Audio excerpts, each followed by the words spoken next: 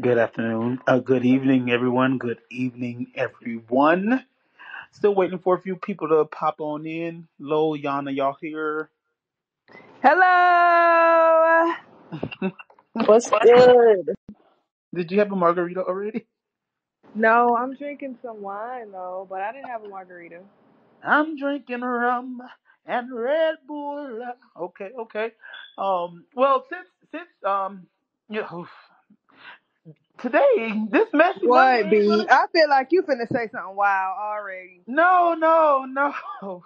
Y'all just saw what I put in the chat, so I'm holding it together right now. Um, um, but this Monday ain't been as messy as it's been in the past few weeks. I mean, outside of the usual stuff that You some of don't the think men. so? No, I don't think it's been too messy. I think Angel McCoughtry got us started Yeah, off Angel pretty McCarthy did Oh yeah, 'cause Angel pretty dropped that early. what late night, right? Angel McCarthy had me on Google like, what the hell happened? You know I don't follow the men. Oh, you ain't had know about that? No, I don't play with the men. I don't follow that. So I Oh had yeah, to go on Google, and oh yeah, Google that was told me that him and his teammates got into it, and he laid some guns out on the chair and said, "Pick one, and pick whichever one you one. pick gonna be the one I'm finna shoot you with." Essentially, and the teammate was like, "Well, I got mine right here." I said, "Oh my god." That teammate, if I'm not mistaken, it was Javars Crittenson, right? That looked like the name I read. I don't know though. Yeah, that teammate is also serving jail time currently for if I, I don't want to lie on nobody, but I want to say murder.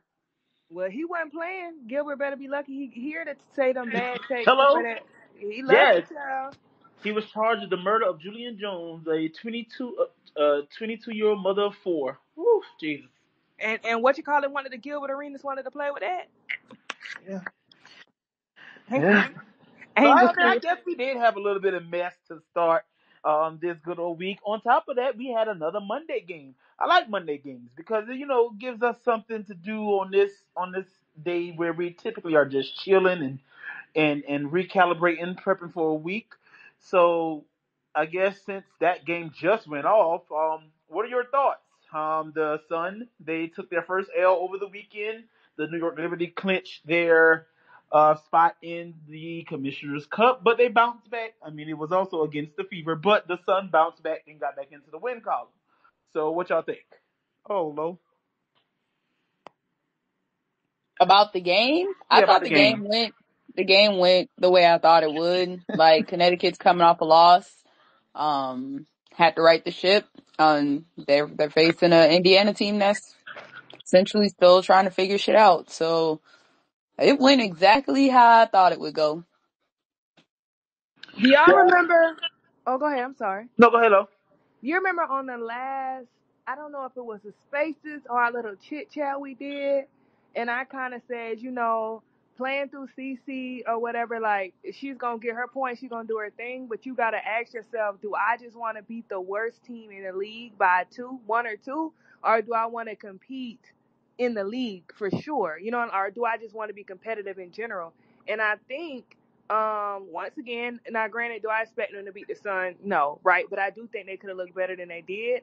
I think they started out, their defense is shitty because they're playing too fast, trying to play CC style of play, which I'm not blaming that on CC at all. That's her coach, you know what I'm saying, doing what she thinks is best. But then, I mean, hell, they was down by 30 at this point. But, and once again, this is no shade. When CC sat down in the mid third and never got back in, and they started playing through Aaliyah started to play a little better. Their chemistry was better. There was a lot more cohesive. The passing was better. They slowed down and the defense got better. So I'm not saying all that to say everything needs to be through Aaliyah Boston. Absolutely not. But what I am saying is we saw firsthand that slowing the game down a little bit, playing through Aaliyah. She's a good passer. She makes good passes. She makes good reads. Erica did a little better playing point guard. She was passing the ball well.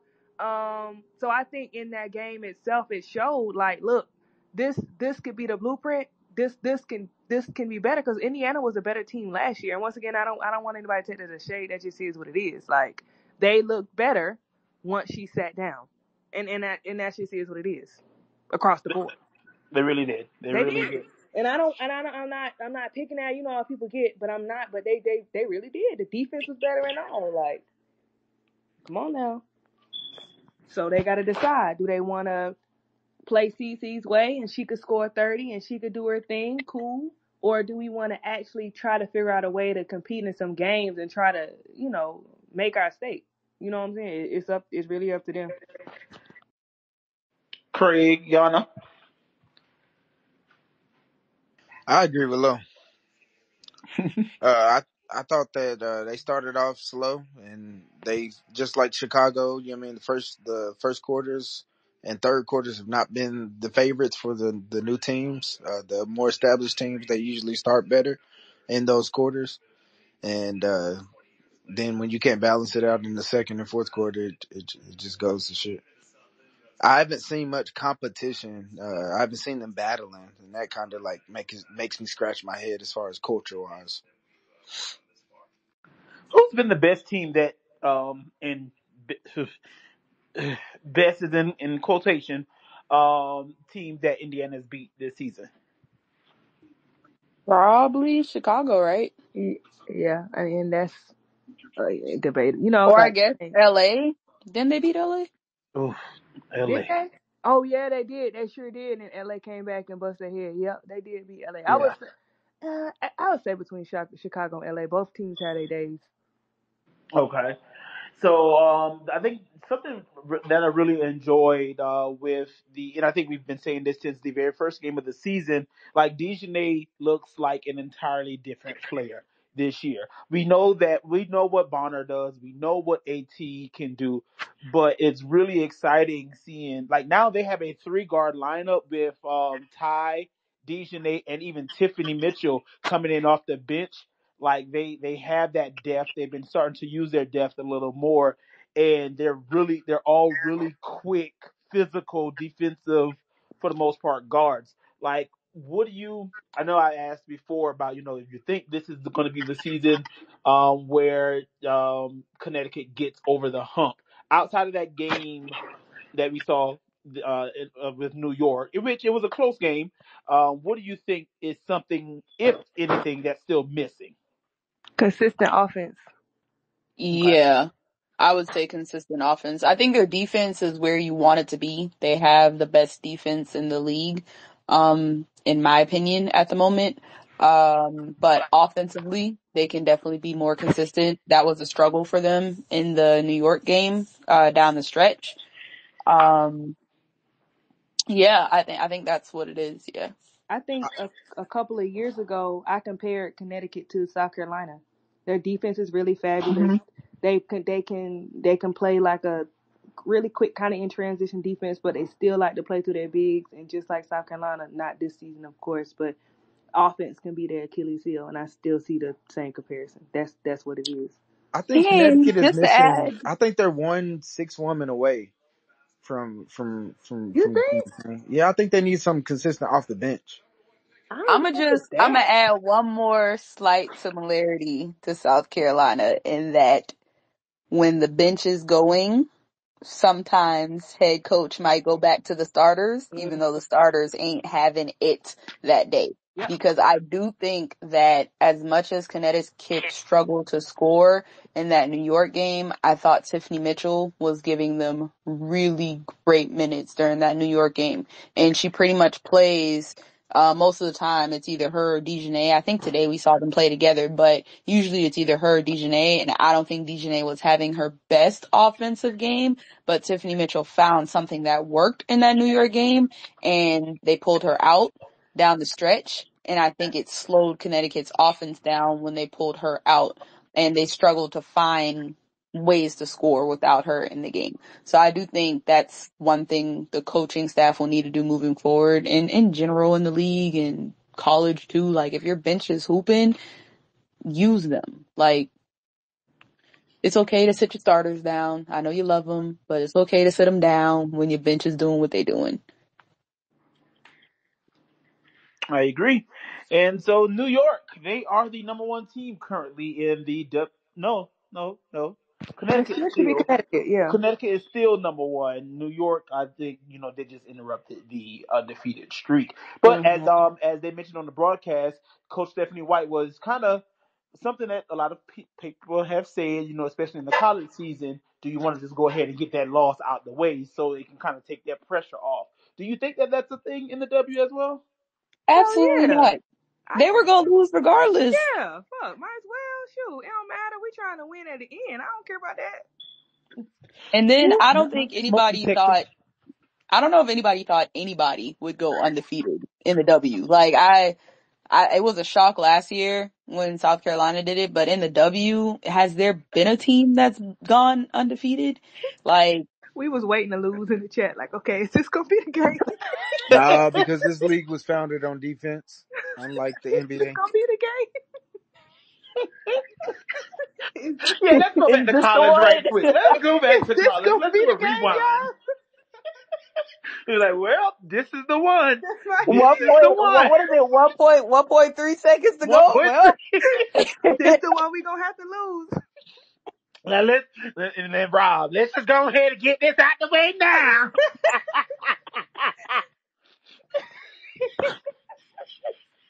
Oh, but my God. Okay.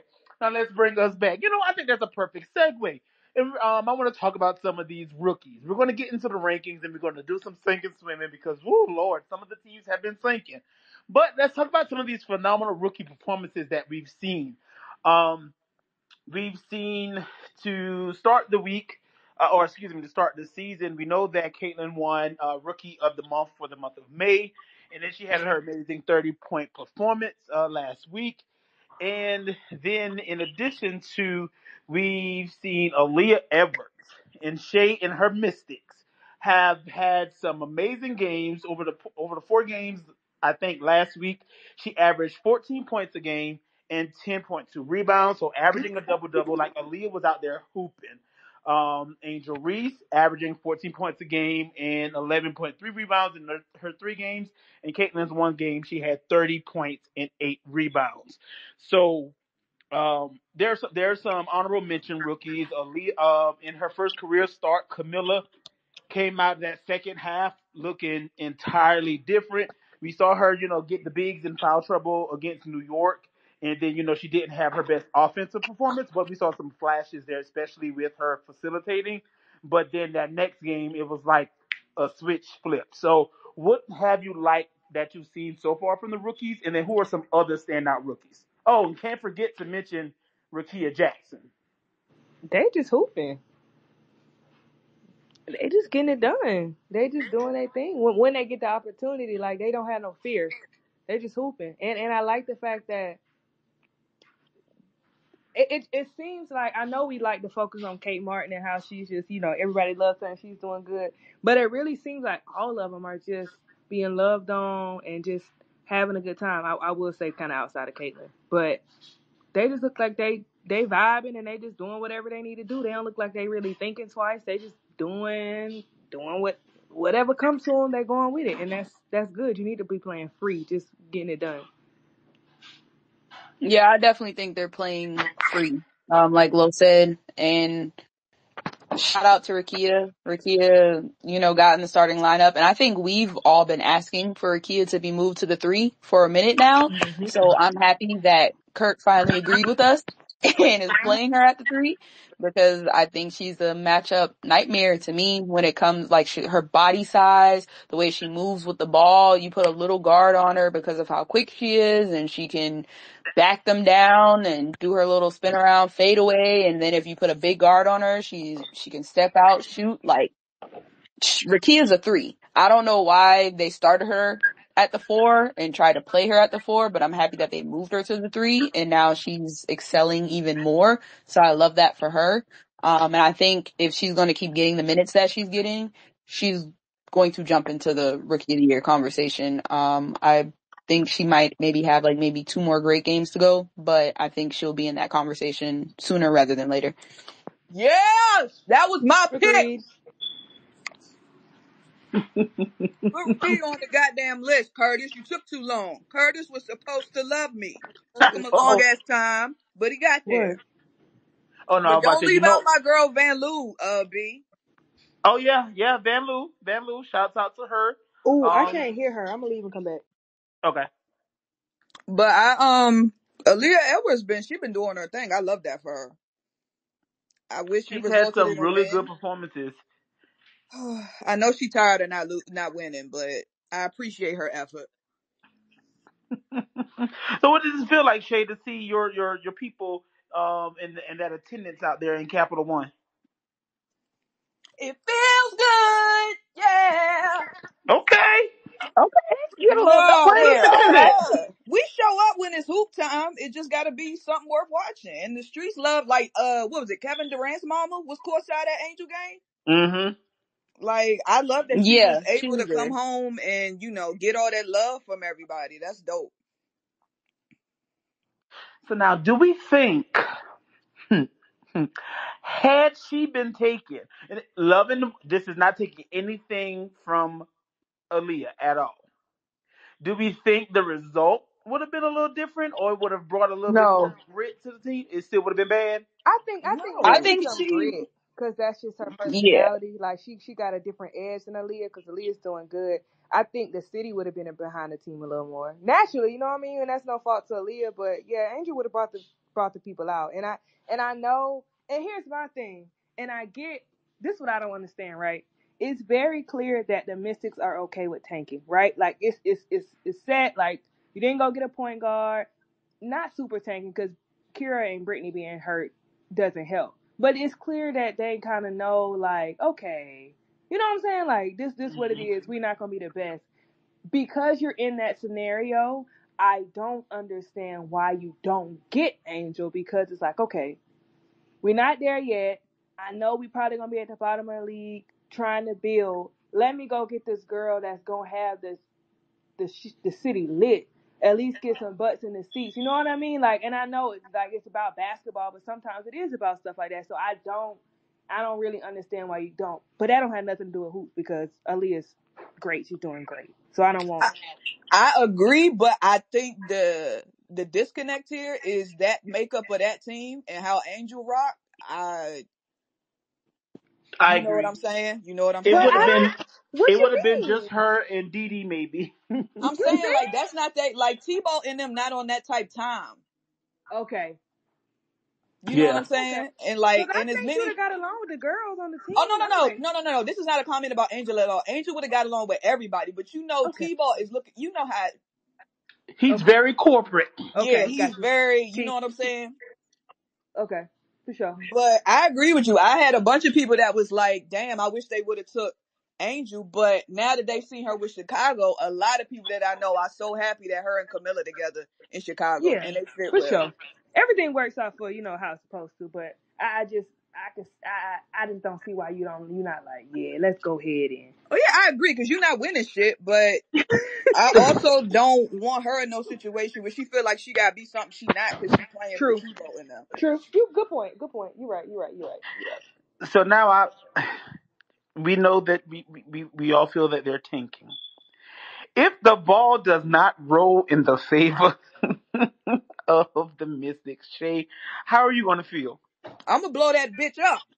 Oh, is it? Is is there a secondary option that you would like from next year's if it's not, I Paige? mean, Kiki Ariofin is a bucket. The problem is, I think if you going after her, you got to trade either Kira or Edwards.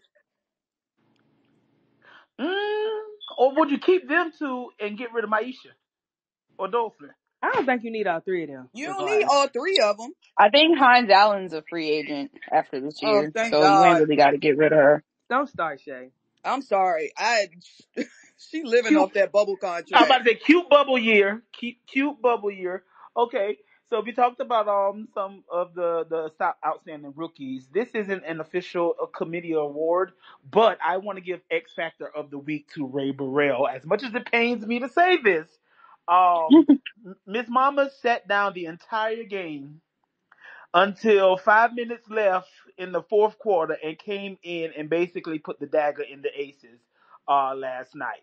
sat down and she played 5 minutes and 25 seconds. She was 2 for 2 for 3, and she made her one free throw, and I think she got a solid rebound for a kick out or something like that. But Ray Burrell scored 7 points in 5 minutes. So going into that or talking about that, what did y'all feel about that game? Do we think that there's trouble out there for the Aces, or is it just, hey, you didn't have your pieces, your pivotal, your vital pieces for that game? Are you worried? I'm not, but that's just Uh, um, whew, me like a okay. little bit. Oh, I'm child. not, I'm not worried about Vegas as far as end of year goals. Like the goals that they have to win a three-peat is still attainable. Like that, the sky is not falling. We know that once Chelsea comes back and Jackie comes back, they're a different team, And right? KB, Like we know that. And who? and KB. B, don't play with me. um But we know that once they come back, Vegas is a completely different team. I think everybody knows that right now, and they're just a wounded little dog right now. I But think my they're just biggest trying to finally concern, just win it. I think they're just, forget the 1, 2, 3, or 4 seed. They're just trying to finally win their ring in front win of the the big one, fans. win the three-peat at home. Right. Um, But for me, my biggest concern has just been the MVP race. That's kind of the only thing Yes. that I'm concerned about at the moment. Because for me, I felt like last year, I fully believe that Asia was robbed. The fourth place vote still pisses me off, but I think Asia did enough to be MVP, and she also checked damn near every box, including the box that they love to throw over everybody's head about best player on best team. So fast forward to this year, she's literally putting up historical numbers, and if she stays at this pace, I believe I read somewhere that she could finish the season as like the highest scoring season ever, right? Um and she's doing it in about the same amount of minutes that she played last year. But my fear is Vegas taking so many L's to start the season that they don't finish in a high enough place to help her case for MVP. And I would hate to see her have a monster of a season and it not end in an MVP award that she rightfully deserved. But, because I don't think it's going to take much for them to be like, well, her team finished fourth and that's not high enough and best player on best team and blah, blah. Like, we know how the voters go, whether we yell and scream and until we're blue, we know how the voters vote. So that's my biggest concern. I'm not doom and gloom either way yet for Vegas. Just because I think there's a difference between a three-headed race where three players are all excelling individually, and so it's really hard to separate based on the fact that each of them are excelling in their own way. Like last year, AT did not have Bree Jones.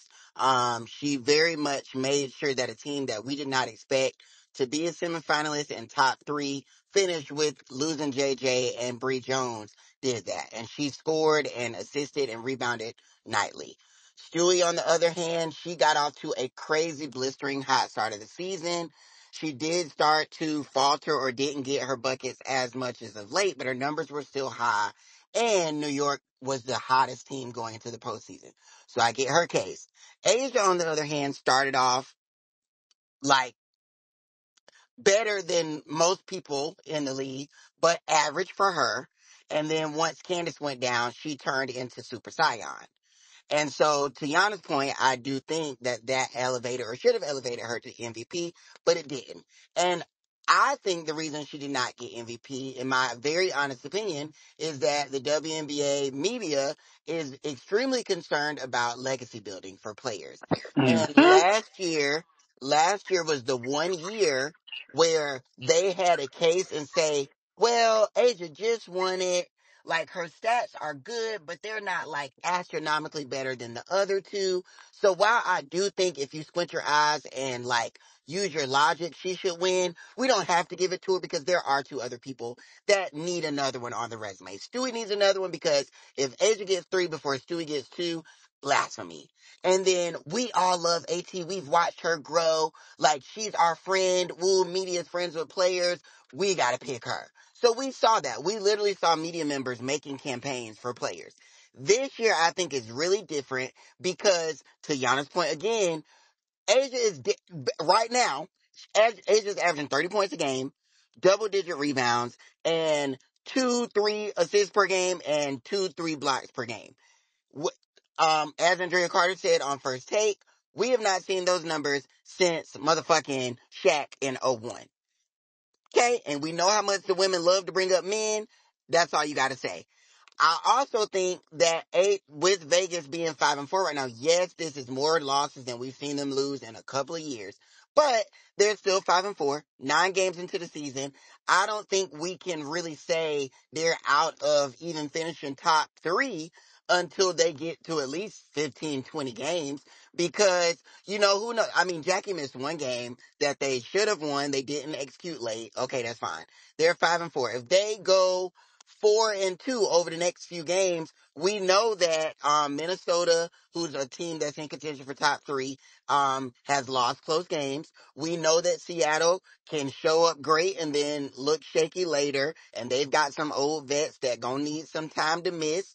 Like no team is really unscathed, and now that Connecticut is lost, that hump is off their back. They're gonna have some tougher games as well. So I don't think this is a year where we see one of the top 2, top 3 teams only lose 8, 9 games. I think every team could lose maybe 10 games, at the top. So I don't think Vegas is in that situation right now. And I think, let's just be honest, if they do lose a good bit of games and then finish the season on a hot streak after also Olympic break, I would still say Asia's MVP as long as her numbers stay somewhat the same. Because we've put Enrique in a top 5 combo for MVP on a 4th, 5th team. We had Jewel on it in the MVP combo last year and they fucking stink. Like it's not unprecedented for them to put people in combos that aren't on the best teams. Like they make those decisions when and where they want. Yes, we know that history says that they like to play in people's face, but I don't know how you play in 30 and 12 a game. I just don't know how you play that. I agree, but I just don't trust the voters. I'd rather the case be ironclad. That's to not even give them room to But do what they but she typically but do. she had an ironclad case last year, and Exactly. a voter said so. It's a damned if you don't, damned if you situation. She did everything correctly, so much so that her coach even said, "Well, damn, I should have just left her in for 5 more minutes a game, so that her stats was double y'all's, and still lost." And she fit every bill. So if she fit every bill before on a team that was number 1, she clearly that doesn't work to win. So ain't no stress in trying to make it work this year. Do what you're doing. Hoop. Because at the end of the day, the same way, we got this outrage over Caitlyn not making the Olympic team. I can assure you, as sure as my name is Michael Malik McManus, Dolores June, Ambrose Wilson, Bam Asia Bio, I will flip all this shit over. Excuse me? How do you remember all of that? I'm so serious. If y'all think Nikki Haley raised hell, baby, watch how I flip this shit all the way up and over and up and down. And if I reach out to our click members, we ride at midnight. Oh, they gonna ride. You don't even gotta tell. So play with Asia if you want to, and I will show up at the league office with my elephant suit on. I knew that was you in there. Well, since we're on that topic, no, we're going to save that. We're going to save that. So we're going to go into sink or swim. We were just on the MVP case. Outside of Asia, who are her biggest competitors for the MVP award? I only got DB right now. Elbows. Elbows. Elbows. FISA. DB. Yep. Elbows, hip checks, eyelashes, and haters. So you Elbows, had hip when you say check. hip check, I was thinking so elbows, hip check, eyelashes. I got Oh, you mean in general? Correct. If her I'm only over competition is here trying to foul, think about what player that I described. was me I'm like, too. like, well, I'm I like, don't think okay, AT wear eyelashes, hip. lashes. no, her only competition is people fouling her. Period. Fouling her. Gotcha. Gotcha. Yes. Okay. If you had to choose a player, since you're just saying those things, if you had to choose a player, who would it be? I can only say Sabrina oh, Ionescu. I like Bonner. I like Bonner right now. I think she's been doing really well for Connecticut. Like I said it before, but I would pick Bonner over AT at the moment, and that's no disrespect to AT. I just think Bonner has done more for them to me. Dolores, that's not allowed in here, please. Um, No, I legitimately believe that Sabrina is the leading player for for the Liberty this year. oh yeah, I think it's serious. I'm I so think that's valid. serious. Like I actually, if you've been watching them, I It really do think right. that's valid. The Courtney yeah. Yeah. Vandersloot is out. Sabrina is now running the point. Her assist numbers are up. She's scoring at a high clip. Her and JJ have great chemistry. When Sabrina has a good game, JJ has a good game. And I mean, her three balls falling. Sabrina for MVP. Woohoo. Yeah, I I'll mean call I it. would like to, since we're talking about her, I have noticed how some people will say, "Oh, I'm just so glad the hate is off of Sabrina." How can you acknowledge that people aren't particularly hating on Cece, just the system that's around Cece, or then go back to say y'all hating on Sabrina? Are you dumb? How do they not correlate? Also, too, it's one huge Sabrina hater, not everybody else. I don't talk about the goddamn girl. So if you want to address the Sabrina hater, address her. That don't got shit to do with And me. she is not in the committee. What? Lord, Well, mercy. well. Never mind. Sabrina Timms do look a little lighter this year. I give her that. The hate I is ain't even still gonna there. lie. I'll I don't say even that. watch. She been. I don't watch her. She said So she I been don't. working over the summer. You could tell. She got Yeah, a little cause tiki Baby, flicker, Cause they not on let us know defense. They've told us every game of the season that her about that foot speed floater is and that quicker. damn foot. Bingo. Like we They They've get gotta told it. us let We about you. the get it. She floater can and come her off of foot one speed foot. every game. They have two These talking people points. are They childish. have to let us know that Sabrina is faster, and they have to let us know that New York loves each other, and they are a close knit team. Kelsey struck a And this nerve. is how close knit teams play. I be half watching. I don't even pay that much And attention. because of that, Sabrina is their the best player on their team. So Sabrina for MVP. Oh, one more fee. I've loved I mean head to head versus Asia, the baby That's still be why I struggling. took her off. But Fee Fee's been hooping. Like she been doing her big one. I still want Minnesota to Feet get her a big to play with, Me but too. Ugh, she would eat. If she had like a open. big But beside big her. girl Ollie Aaliyah. had her in all how many runs of hell is it? Seven? Nine. Nine. She had her in all nine. Baby, Ezzy said, I don't give a damn how many points I score. I don't give a damn what anybody else does. But every time you touch this ball, my hand is down your throat. Every time you breathe, I'm stopping your oxygen. Ezzy was on feet ass so damn bad in that game. I felt bad for her. Now her only reprieve was when she got a switch or when Necker was on her. And that's when she started waving bye bye. But when Ezzy was on her ass, it was Chernobyl. I Oh no, that's about Liberty. We talking about the Lynx. Never mind. Okay, so going on to the Olympic. Oh, so well, no, we've done MVP. So the Olympic 3x3 team, that roster was announced, and it's Ron Howard, Sierra Burdick, Haley Van Liff, and Cameron Brink. Do we see a sink or swim in their future? Sink, and I don't Ryan Howard. One of those is not like the other ones, and the one is Ryan. Like, no shade to anybody else, but no, like it just gives drag the girlies along. This is like, this is JV team with one varsity player and expecting them to win the district championship. Yep. Because if I remember correctly, we were a lot of us were up at 5 a.m., 2 a.m. watching these games. the 3x3 teams are very physical. And there were some times when the U.S. Were down, and it took some hail marys to win those games. So, do we feel like physicality is going to be an issue with the players that they have? Cam Brink going to use all of her five. What they get 10 in 3x3, right? Or did I just make that up? They get well. They at the players individually, you can't foul out. But the problem with accumulating fouls is that once you get Shooting. to 7, then they shoot a free throw. And then when you get to 10, they shoot 2 free throws. And that's like, the goal is to get to 21. So you're basically giving up points with every foul once you get to that 7 mark. So you don't want to foul. Even though you can foul, you don't want to foul. Okay. We done lost the game. We done lost the first game already. Shit. Because if I remember correctly, it was the one. It was the. I think they were Russia, but they're not called Russia. They're like called like some kind of federation or something. That was a physical game. Correct. And so I just feel like, Ryan's going to have to do a lot of heavy lifting in this game. Not to count anyone else out like Low mentioned, but it doesn't seem as cohesive of a team as they could have put together. And justice for It Alicia just Gray. it I think we missing a post presence. I mean, no shade, no shade to Cam, but we need somebody just to sit in the paint and just rebound. If Haley Van Lith's gonna be the one, nothing.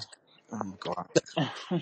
But that's why Stephanie Dolson was such a, like, to me, last year's roster, that was, I mean, the 2021 roster was a nice formula. Like, you grab some players with WNBA experience, all of them with WNBA experience, players that are in the USA gym or in the pool, but players that, are used to that type of physicality, and players that can create their own shot, but also get to the board. So who did they have? They had Alicia Gray, Jackie Young, who switched for Katie? Who switched out for Katie? Kelsey Jackie Plum. was the replacement. Jackie. Damn, that team was so much Who was better. it? What the Jackie was hell? Katie Lou's replacement. It was Kelsey Plum. You And missing. so It was Kelsey Plum, Leash, Steph Kelsey, Dolson, and Lee, then they got Jack. Jackie There last. we go.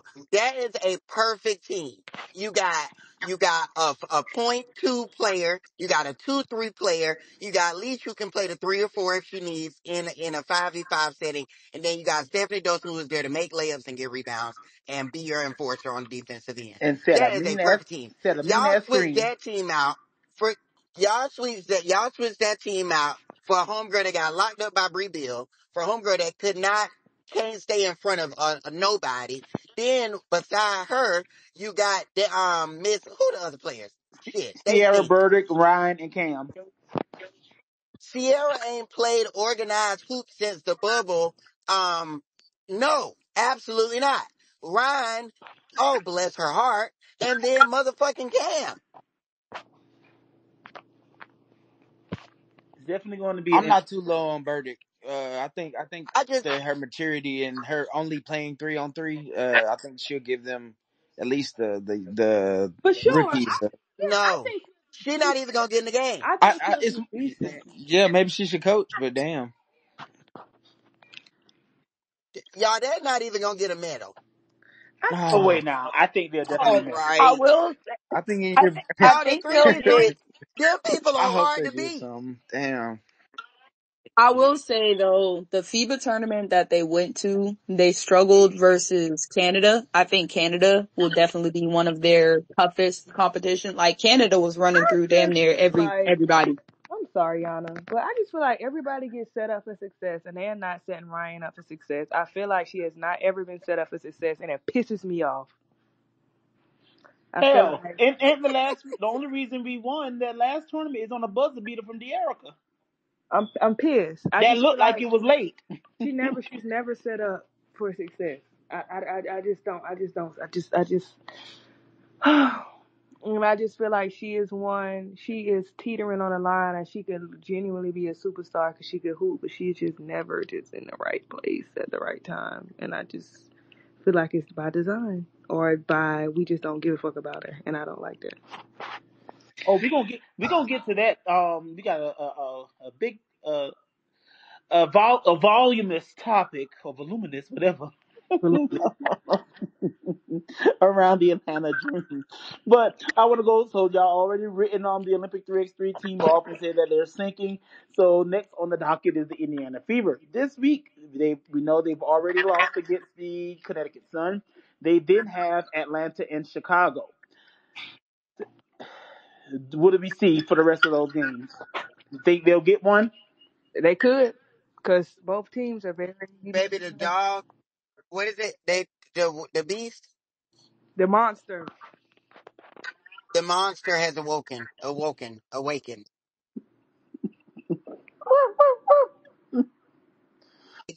I don't think they'll Undefeated, beat defeated. Atlanta, but you say they play Atlanta Atlanta. and Chicago. They're I going think the Chicago undefeated, game is a defeated. toss up. I don't What? think they win either game. Okay, so you got them sinking, blowing bubbles. What about the Dallas Wings? This week they have Seattle, Connecticut, and they're currently on a 5-game losing streak. Actually, can we talk about Dallas Wings for a second, and specifically Enrique? I am so hard on her, so I feel like I gotta take a second to give her a big shout out because Enrique played probably the best game I've watched her play, and I know it ended in a loss, but I think Enrique played the best game I've watched her play on Sunday. Like, she was getting her teammates involved. She's been, this season in general, she's leading the league in steals, so you can tell she's actively been working on her defense and she's engaged on the defensive end, which is what I feel like we've been begging her to do. And she's like, I'm just really proud of the growth. Like, I really thought she played, and she has been playing great basketball for them the last couple of games. They haven't been able to finish the games, and I think that's due to lack of having a legit point guard, and I think Odyssey Sims could help in that, and I'm not sure why they won't bring her back, but I do think that Enrique's been playing really great basketball. Oh, that final possession at the end of what, the first overtime? Ugh, they could have had it. But go ahead. We're still on the Connecticut. I mean, we're still on Dallas. Their games once again, Seattle and Connecticut. Do we see them snapping this losing streak, or are those two games that they're probably going to lose again? I, I, to Yana's point, I am really happy with the Enrique that we're getting in 2024.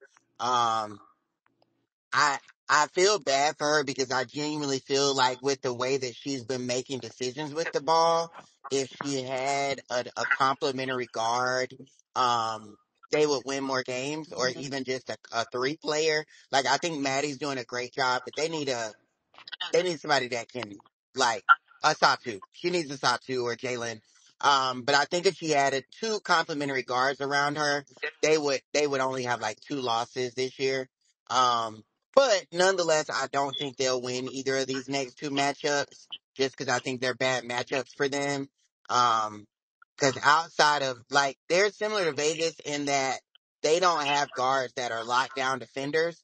And so if they play another team with guards that can get their own money, it's hard for them. And when you go play up against Skylar, Jewel, and now Vivian's is shooting the rock pretty consistently, that's a hard matchup.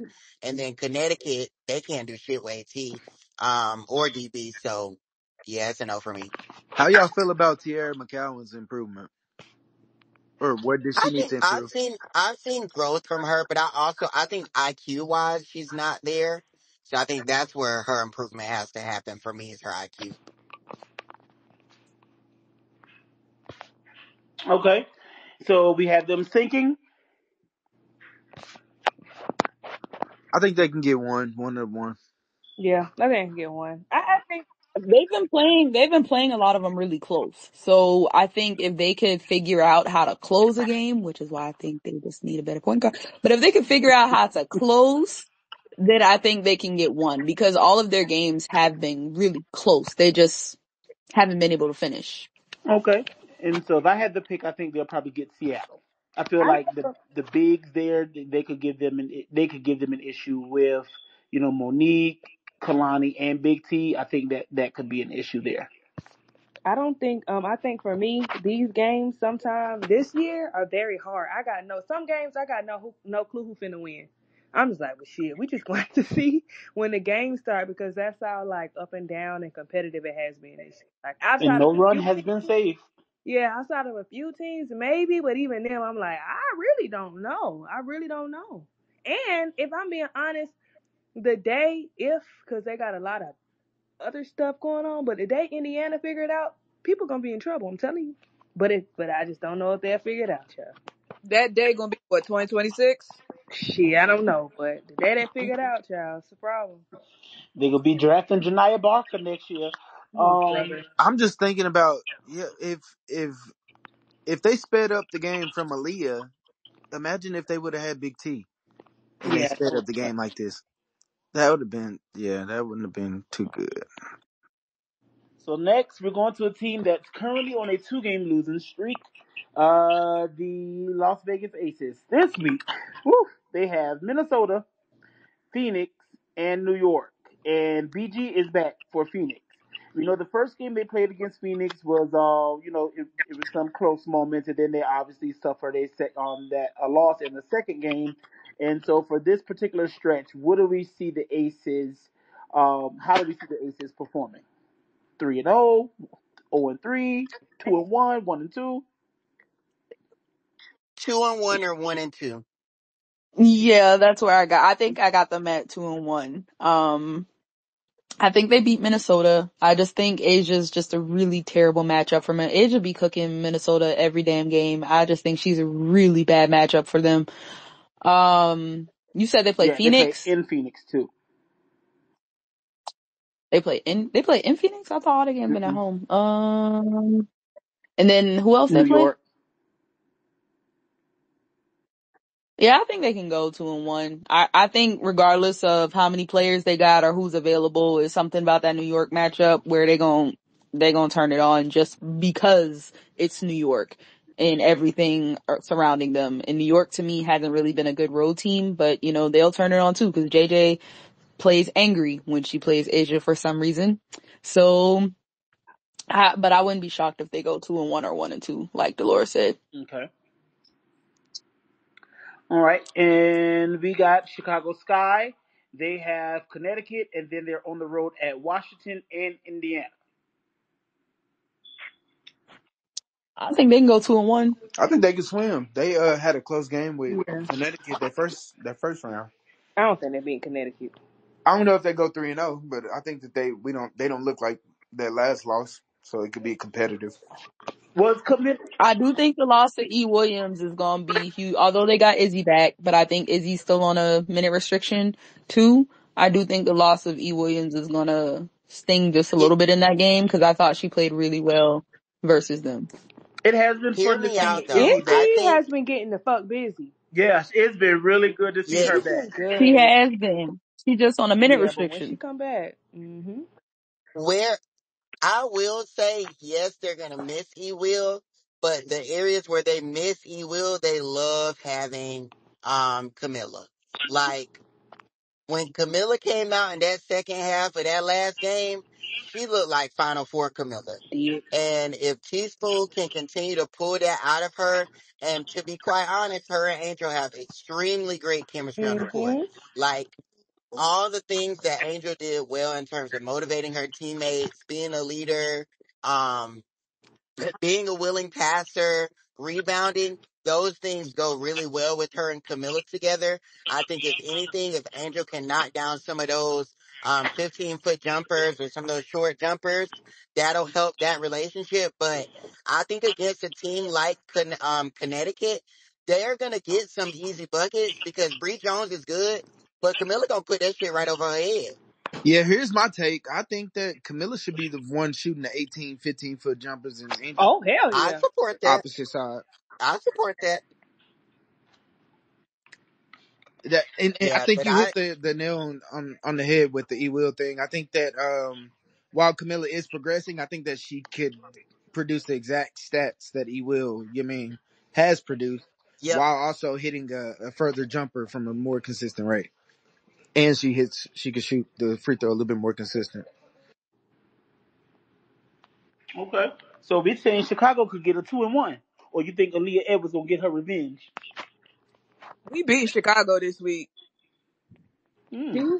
I know that's right, David What you Shay. call it? Higgins. They said Site Sykes about updated. to be back. Kira about to be back. Okay, if Kier play, that's a You different think? beast. I don't know. I still don't think. Shakira versus Angel, put it on pay Yeah, per view. Please. yeah. That's I'm set. Did they cross No, paths at Maryland? she ain't. Shakira left when Angel was coming in. Yeah. Wait, but I thought Okay. I thought I saw something in they. No, Angel. Remember when Angel was at Maryland? She didn't have. That's why they didn't have no other bigs. But I thought I read somebody them at least chatting about something. But I don't. You're right. I don't think they played together. So Shakira, because remember Shakira did 2 years at Ole Miss. You're When right. Shakira transferred to Ole That's Miss, interesting. Angel was coming And into then Angel did Maryland. her 2 years and left. Right. No, you ain't. See, because that extra. I'm sorry. Jay, I'm so sorry. Jay, I did not mean to bring up any trauma. I do apologize. Diamond, the only one that stayed. Mystics getting a win this week. Okay. I mean, Book it. I wouldn't be surprised. So what, Shay, question, how do you, cause I'm not gonna lie, I really, Carly, like, the two white girls I like, honestly, the one starter I don't like is Atkins, but nonetheless, Van Loo and Samuelson have been really solid on a team, so what does that rotation look like when Sykes comes back, guard-wise? What would you like? Them my girls, but you gotta have Sykes on the floor just because of her length and her defensive ability. So duke it out, sisters. I don't know. I think Tebow should take the Teresa Witherspoon approach and have Ariel Yep. Atkins come off the bench. But how I you think temper that? Tebow should take the metro and not come back to the gym. Oh no. Him and You want which that man Tebow or flying out of both of Dulles. them? I do, and I want to ask y'all. Sorry, B. Can I ask? Can I play a game? Can I ask a Yeah, go question? ahead. Hot seat, coach's hot seat. Tanisha Wright. Okay, so how do we think? Who do we think makes it to the end of the season? Tanisha, Tebow, Christy Sides. I think they'll Oh, make it to the shit. end of the season. I I think think all of them all will of make it. them. Nope. I want Sides out the door by All-Star break. I want Tanisha out the door when they don't make the playoffs, and Tebow out the door as soon as the clock strikes zero on the last game of the season. Are we talking about like just Tebow the coach No, or Or it's a both of package them. Tebow deal. You father and your and goddamn son? daddy and everybody go. Everybody with the last name All of y'all Tebow. go. Okay, so I got another one then. Do y'all think if the Liberty cannot win the actual title, not the Commissioner's Cup, the real one, y'all think Sandy gone? No, Nah. but I do think JJ and Stewie gone. I don't think it's JJ and Stewie. I think it's Sabrina and Benaja. JJ, I would hate, and this I'm sorry again, no, this is no shade. I would hate to have to rely on JJ. I would hate it. I would Same. hate to have, cause she is so. It would almost. I would hate to have to rely on her. She's so up and down. It would piss. It would. She would almost piss me off looking at her because when she is good, she is so good. But you just genuinely never know, and that is so frustrating. I would hate to have to rely on her because it's a mixed bag. You never know what you're gonna get. Like I could walk in the gym and be like, "Shit, I got JJ on my team. I'm straight." But then I could be like, "Shit, I got JJ on my team. I don't know." That's frustrating. I would rather you almost be bad, or I would rather you almost be just one of them girlies that, well, at least I know she gonna get a rebound for me. You know what I mean? But she's just, that would piss me off. It would. It would. It would. Oh my god, it would. But rumor mill says that Sabrina and JJ are close, extremely close. So if Sabrina goes, I don't think JJ stays. Sabrina going to the Bay. So then JJ going with her. I mean, I think I wouldn't be mad if Sabrina made that move. That's cute. And All Star is gonna, and they love to already package her and Steph Curry together for All Star. Golden State And getting All LA, Star. LA, the next Olympics, Yeah, 28. All Star is gonna be in Golden State next year. They are ready to have that whole 3-point championship thing. Allegedly. Allegedly. Oh, Okay, go ahead, B. My bad. Wait, what we saying allegedly for? For which one? I got another hot take. When's when's the next time we're gonna hear see Erica throw some shade? Unintentionally, intentionally, or sneak dick. Oh, easy. That's anytime she has a potential to. Okay. I think she. I just think she. I mean, yeah, it's oh, hard for me to be mad at her. I just think she hurt. oh, okay. She just hurt. She missed Vegas. She missed the facilities. Yeah, she hurt. Well, We're almost 2 years removed, correct? she got to drive so far to go to practice. But yeah, it is too. But you can't put no time on somebody's feelings being hurt. I mean, that's human nature. Like, Right. I know when I'm hurt, shit, I be bust up about the same thing 10 years later if I feel like it. So damn, Wait, if let's it, see. Hold on, let's try this. Trigger words. Charlotte Russe. don't fuck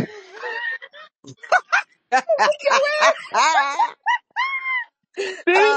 So that's prime example. It ain't no because I still gotta hand out some butt whoopings. And if it's 10 years later, if I see him, it's still on site because I still owe you that ass whooping. I don't care. Brandon, That was I good, want your B. ass. I know that.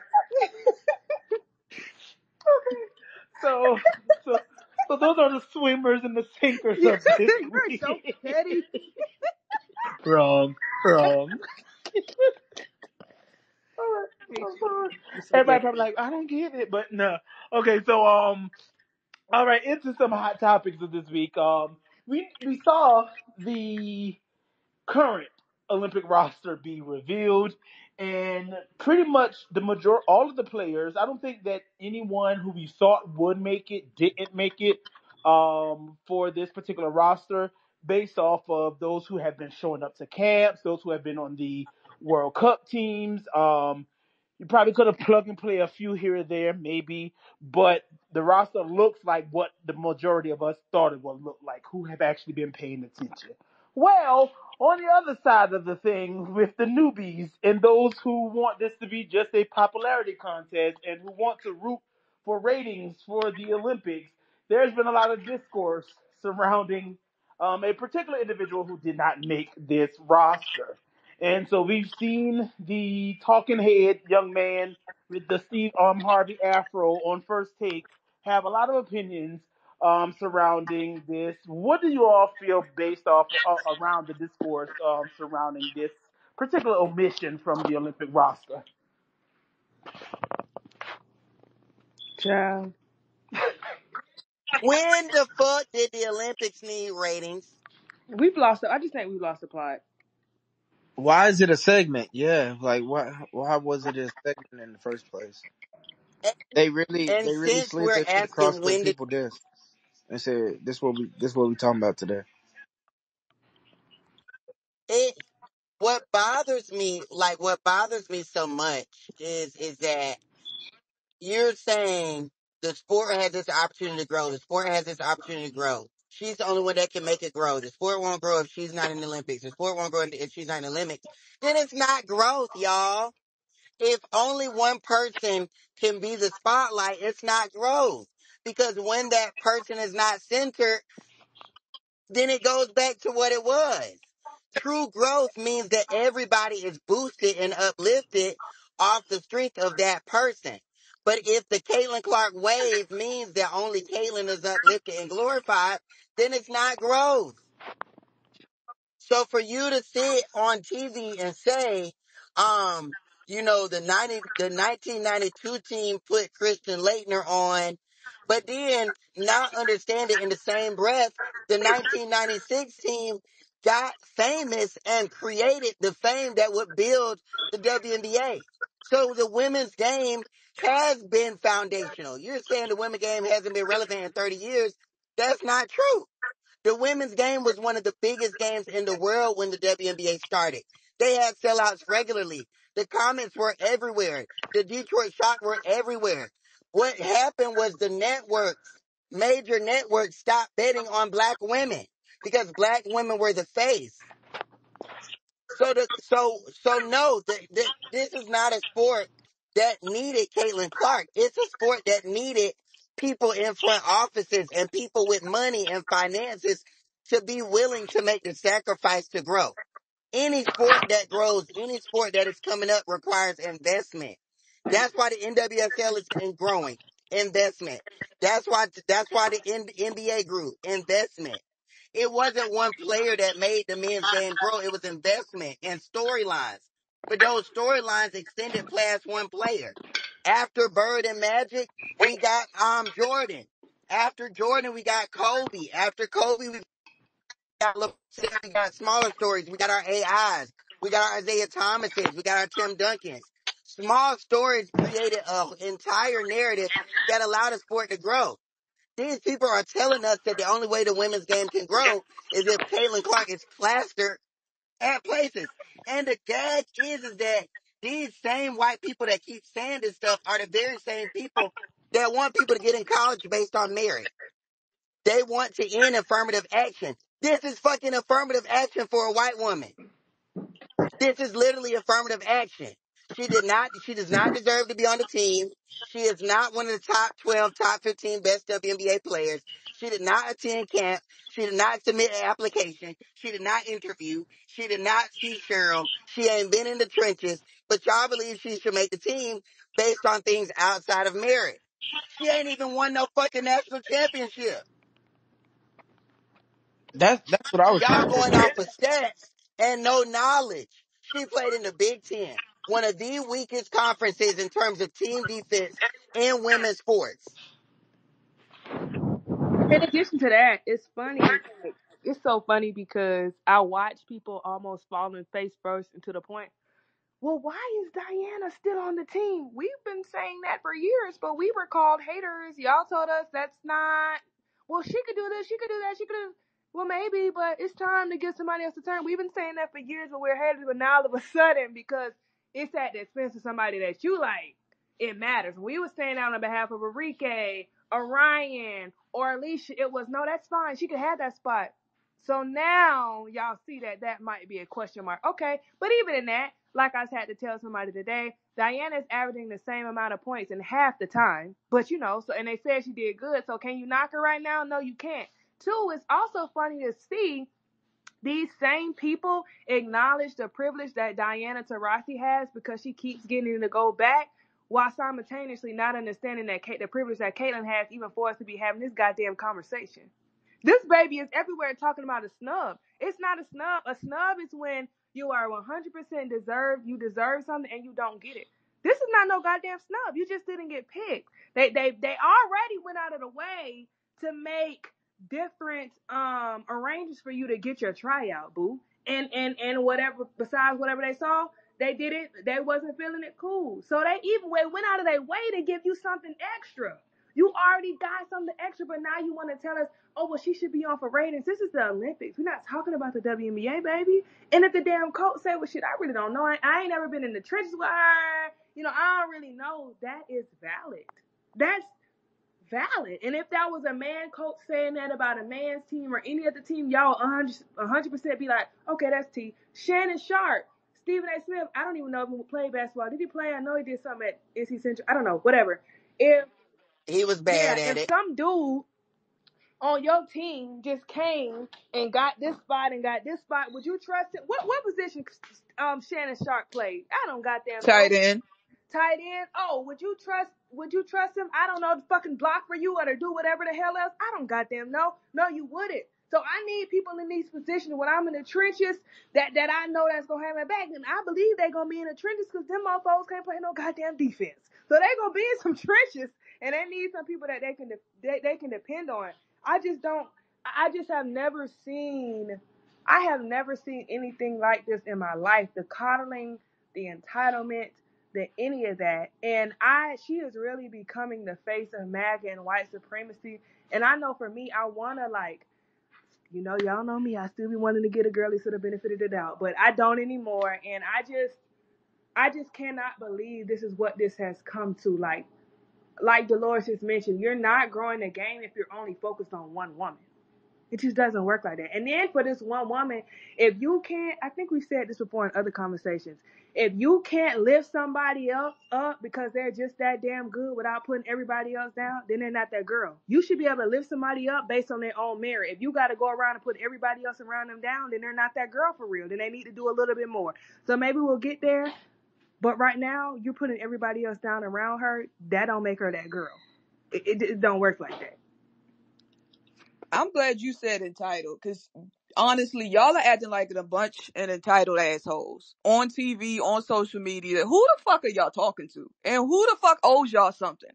Nobody does. And y'all keep talking about viewership and ratings like we are casting for a goddamn TikTok show. This is the motherfucking Olympics. This is not The Bachelor, bitch.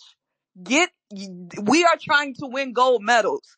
And the reason y'all keep bringing up viewership and ratings is because deep down, you know that she can't rock with none of them people on that goddamn roster, including Diana Taurasi. So now you gotta pivot to, oh, well, she's popular and she should be here because it grows the game.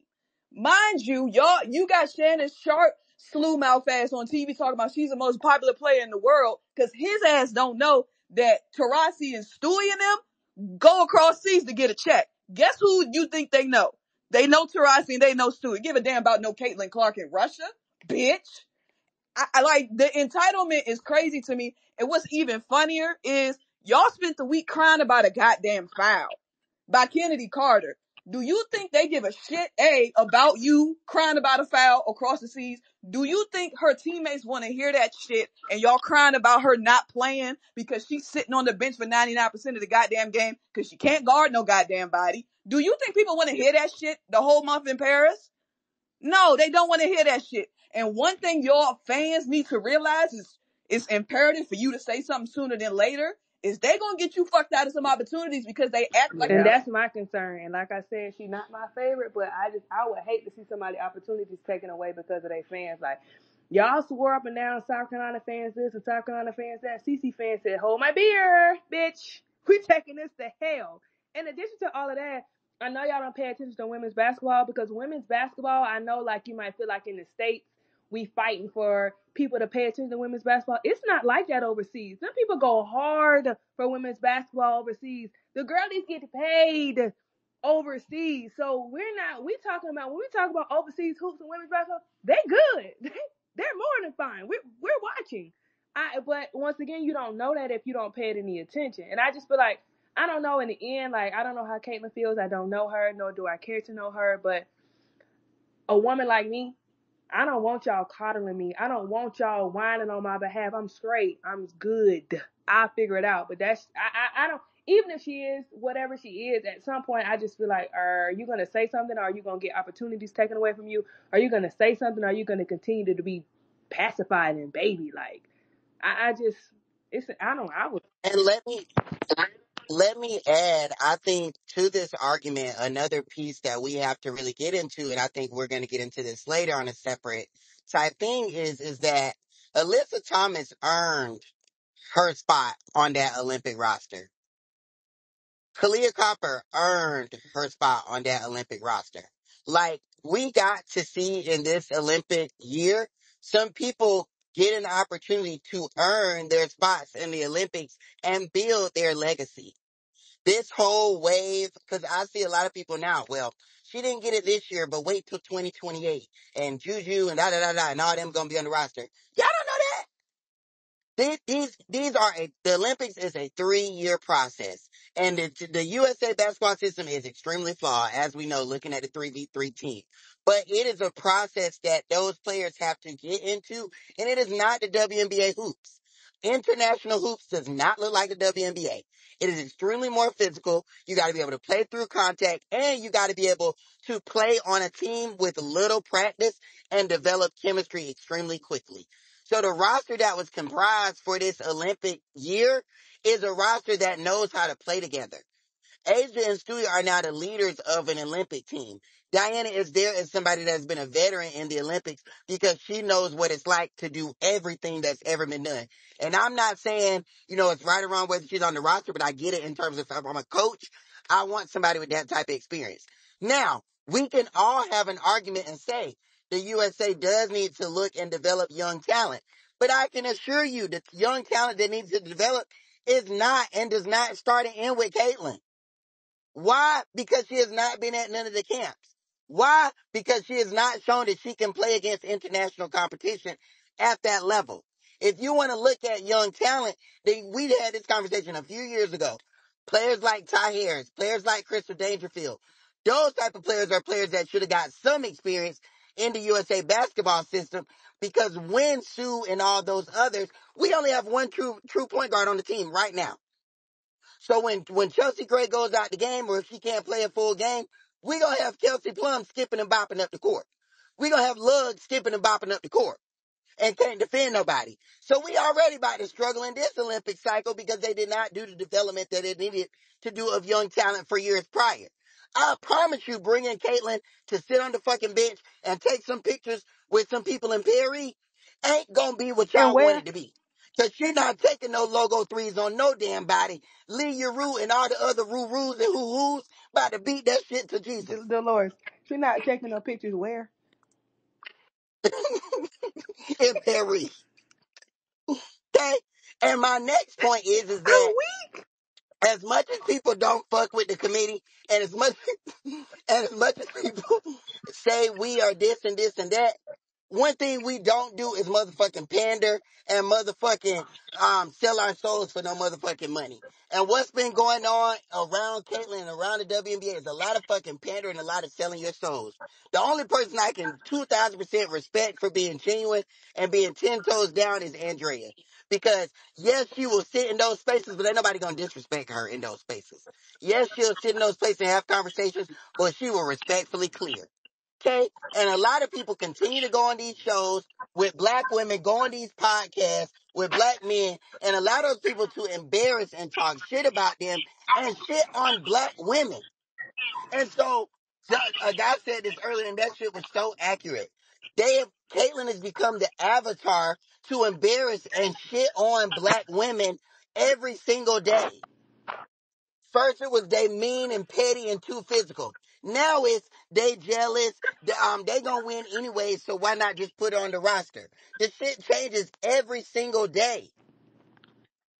And so for you guys as women or whoever with a platform in the basketball space to continue to go on these places and be disrespected, how is that any different from what you say that we do?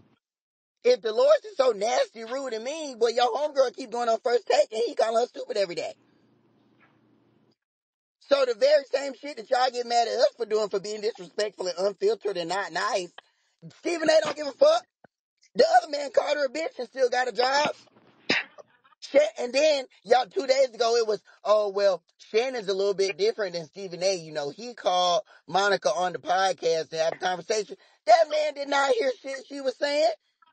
He knew that the wave was to continue the conversation, and since Stephen A was going to be an old bitch and do his usual thing, he got to play the nice cultural uncle that's listening and trying to learn. Then that same motherfucker got on the shit last day and was like, hold up, hold up, hold up, hold up. You going too far now. That's not how But TV black works. men, And to Shay's point, oh, mush mouth, speech impediment having ass, I'm sick of it. Y'all actually should have sat up in there and walked with that lady when she came and knocked on the door and took the 3-4 students out of the class and went to that small classroom and said, ah, ah, ah, buh, duh, duh, duh. That's where his ass still ain't doing. I'm sick of that shit. So y'all, everybody got all this energy for us and all this energy for me specifically for not being politically correct. And then I watch y'all go and get embarrassed on these motherfucking things with these people. That man, Stephen A. basically said, I am the head, I am the end all be all of ESPN. If you disrespect me and don't apologize, your ass will never show up with a job. And they ass said, you know what? He did disrespect me, but that's all right. That's all right. I'm gonna go back. I'm gonna get another lashing. I'm gonna get another lashing. And I'm gonna get another lashing. And I'm gonna get another lashing. And I'm gonna get another lashing. Well, shit, come get lashed by us. Shit, at least we laugh while we lashing. And then apologize if we wrong. Crying. So Dolores just gave a new meaning to Lash Girls. I'm screaming.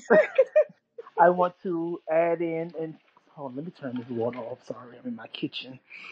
Um, while Dolores was talking about the physicality of the Olympics and international play. Everyone said that fuck merits, just go ahead and give it to her because she's popular. I went and looked up who the groups were that were playing because I kept hearing this term group of death. So this isn't a group that you want to have somebody be popular on the roster. The United States will play in the group featuring Germany, Ooh, Japan, and ooh. Belgium. Oh, oh Lord. I'm gonna say that Oh yeah, again. they hip In, checking her and them Oh things in Lord. going Group into the Woo, C, game. shit. in Group That's C, The rough. She group might of it is have death. not have no Germany, hips the after that game. U.S., Japan, and Belgium. That's speed. That's finesse. That's physicality. Germany don't put no fear in Who? nobody, but the other Belgium and two, Japan do. yeah, Germany is, but Japan and Correct. Belgium, them the Because ones, wasn't it Japan them that the was giving ones. Sue and Diana a run Had around them last running year? in circles doing the Roy. Japan made it to the gold medal game Had last they ass year. doing the Roy. Japan was in the gold medal So game yeah, last year. this isn't Well, not last year, yeah, but we know last what you year. meant. This isn't the Olympics that you want to have somebody on the roster just because of popularity. I just think So they Are don't the know. Stabelis playing with Germany? They already about to trot Sabrina out there, and y'all know she about to get ran round in circles. All Shit. of them. KP, Sabrina, Diana, all that, yes. And shit, if Jewel come to this Olympics playing like damn a garden snake, I'ma lose my A damn garden shit. a snake, Cause a at garden that garden snake last as snake. Olympics, opposed to what, she Dolores? was fucking A terrible. garden snake, a garden as opposed to what? Oh, The The mamba, what they mamba. Oh call her, Golden shit! Mamba. I'm telling y'all right now, if Jewel come in this bitch on anything other than mamba mentality, I'm gonna snap. It Fuck. took me. It took me about that's 5 seconds why to I get asked it, that and then because I I was like, know, "Oh shit!" because I know everybody didn't get it. That's why I asked. I'm telling y'all, if Jewel do not give me gold mamba, baby, I'm coming out with a goddamn python, and we about to do some snakes on the plane ass shit around here, cause I can't have that shit. The only good guard in the last Olympic cycle was motherfucking Chelsea.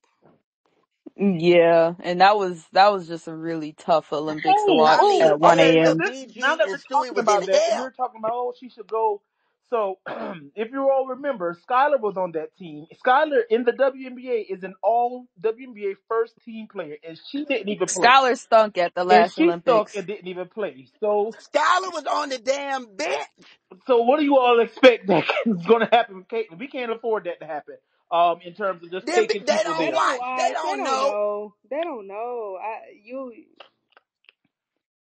And then let me go back on the little squirrel mouth ass man, Stephen A. S.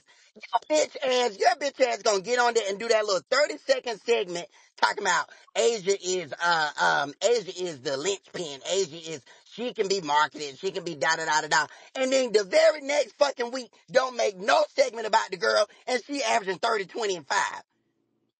You old stupid ass dummy. Them niggas didn't even highlight the damn USA team. They got a leak on the damn news and didn't do nothing about it. And no, I'm not gonna clap for Rebecca Lobo ass neither. Cause in the same breath, she gonna talk about some, well, I was on a team and it was very young and it's a 3-year process and, you know, if Chelsea can't make it, we had to watch the last fucking Olympics when Diana ass was on one knee and one ankle. And Sue ass was just out there looking. They had them girls on them damn teams knowing damn well they was injured. So if Chelsea got to hobble and take Baby Junior to the game and have to put some breastfeeding on the side of the damn shit, she going to the fucking Olympics. It's also funny to see like these same media personnel. Like you made the bed. You got to lay in it. Y'all acting like, oh my gosh, why are people acting like this? That's your damn fault. Like, how are we confused? Like, what are we missing? And it's crazy because now Rebecca gets to swoop in and be like this voice of reason. Girl, I can't say what I want to say. I And Yep. can't then say No. motherfuckers on Twitter got the audacity to post screenshots of shit that we claiming that's been said in the rooms when clearly it's true. The topic was topic before the topic was a topic. Oh, Oh, let me wait get a it. That minute. Oh old Lord, don't get you net. started, Craig. I wasn't gonna do it, I'm gonna just tell y'all right now. If this don't apply, let it fly. But I'm gonna address this little bastard one more Dolores, time. What? relax. Hold on. Okay.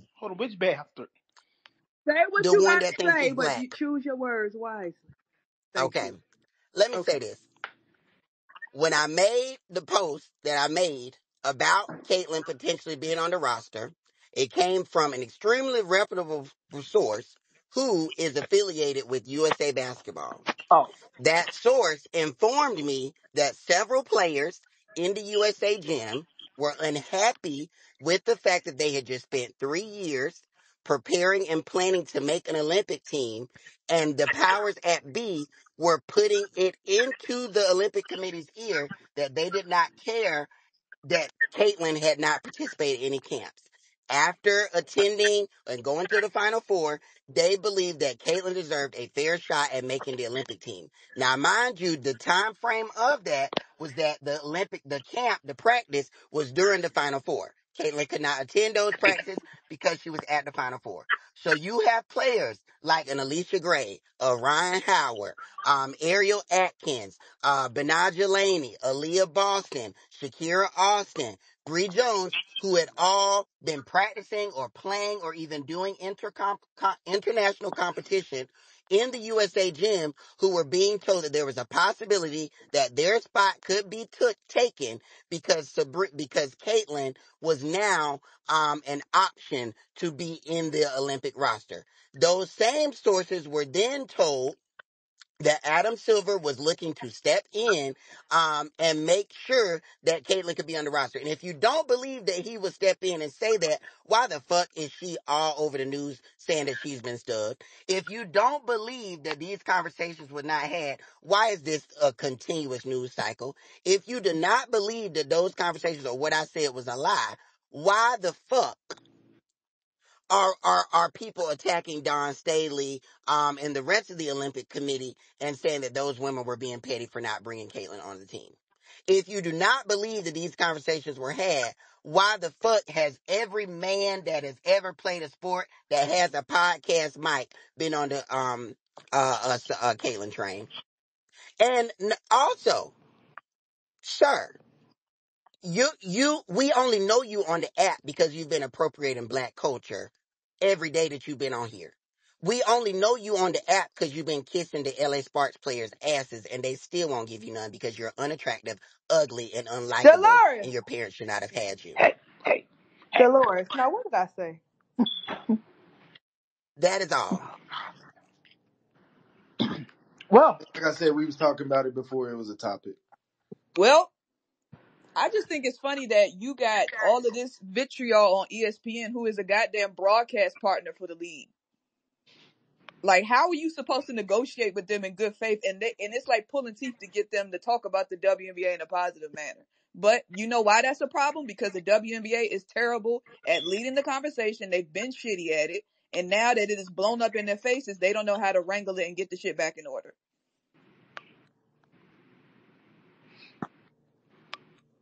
boop. And as far as viewership goes, I feel like that conversation is a bunch of bullshit to me because let's be real, Olympic viewership is not synonymous with the growth of a professional sport. Because we've seen every year that the top sports that are watched that I know of, and correct me if I'm wrong, are track, gymnastics, swimming. Those are the big three that everybody be tapped Correct. into. Correct. Everybody and their mama. And track people are still fighting to be, to have attention at the professional level. Like, I bet half of the world don't even know that they got a track meet going on right now. I don't know the name of it, but I be watching because Dolores and Big Grand, A and stuff be talking about it on Twitter. But I bet you people don't know that the Sydney Grand Prix, McLaughlin just damn near almost broke American what record. a Get damn into it, Real Yana. Housewives lady is. A Her fire record. Which Richard is Ross. wrong. Go ahead, Yana. Yeah. You Y'all gonna better. piece it together. You're doing good, sister. But Go ahead. like it's not synonymous. So trying to make it this thing like if you put her on the team and the viewership is there were 7.8, I had to look it up. There were 7.8 million people that watched USA beat Japan in the finals in the last Olympics. The viewership is there and it's going to be there. It's the Olympics. And if it was true that the viewership of the Olympics would help with the growth of a professional sports viewership, y'all will be watching swimming. Y'all will be watching gymnastics. Y'all will be watching track and field, but you don't. You don't pay attention to them. You don't care about them. So don't tell me that putting her on this team is somehow going to orbit the WNBA viewership into this stratosphere that can't nobody take them there but Caitlyn. That's not true. It's bullshit. It's a bullshit narrative that you're putting out there to try to force her onto a team that she don't belong on. Because if we keep I'm it in the so buck, niggas in Brazil still trying to watch Camilla play to this day. NIB. Yana, you better use some logic after my rant. Now that I'm calm. Thank you. She ate that up. She ate it up. And I'm gonna tell you why. Because the real conversation that we can continue to have is Yana said track and field, gymnastics and swimming. Well, of those three, track and field is the one where the best players in the world make the least amount of money. Track and field is a sport that is dominated by what color people? Black people. The most entertaining events in track are the sprints. We have, just a few years ago, we had athletes in the USA track and field group that were saying that they were living out of their cars. They were poor. They did not have money because those players had to spend. A lot of those athletes that are not your Sidney McLaughlins, your Noah Lyles that are not like winning, your Shakari Richardsons, those players actually have to have other jobs while being professional track runners. So for these people to sit and try to have these conversations, to Yana's point, is disingenuous because we've got Michael Johnson, who's one of the greatest runners in track history, on this app right now trying to figure out how to make track and field a household name sport. Women's basketball has only been, the WNBA has only been around for less than 30 years, and we've seen the sport grow and blossom faster than we saw the NBA. And that is because of a years worth of grassroots efforts to get it into home. But the reason it's not been able to grow consistently is because black women are the face of it. Now we got a white woman as the show pony for the sport, and now everybody sees dollar signs and wants to get rich on the sport. Let me use track and field now. In America, just last year, we had a girl named Abby Steiner. She's a sprinter for the Team USA. Her name, her face, everywhere she run was Yep. plastered all over social media. Even more so than Shakari, who broke a collegiate record in the 100 meters. Now, Abby went on to break a record in the 200 meters, but that's not here nor there. Here nor there.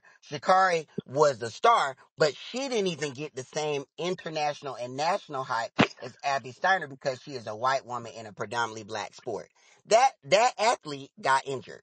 So this year we've had several conversations in the track space led by, again, black men talking shit about Sidney McLaughlin, talking shit about Shakara Richardson, and why they don't run every single meet that comes up in the world.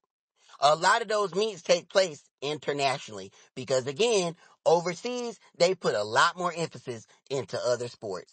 Those track meets have large prize pools. Those fans show the fuck up. We have track meets in America, and the only time it's attended is if it's a collegiate event or the Prefontaine Classic or the Penn Relays or some of those New York events. So we're having the exact same issues as the W in track and field. But we got dumb men sitting on ESPN who don't know shit, who only cover football and just a little bit of basketball, and every once in a while make two comments about boxing, trying to tell us what these other minority sports need to do, led by black people, to grow.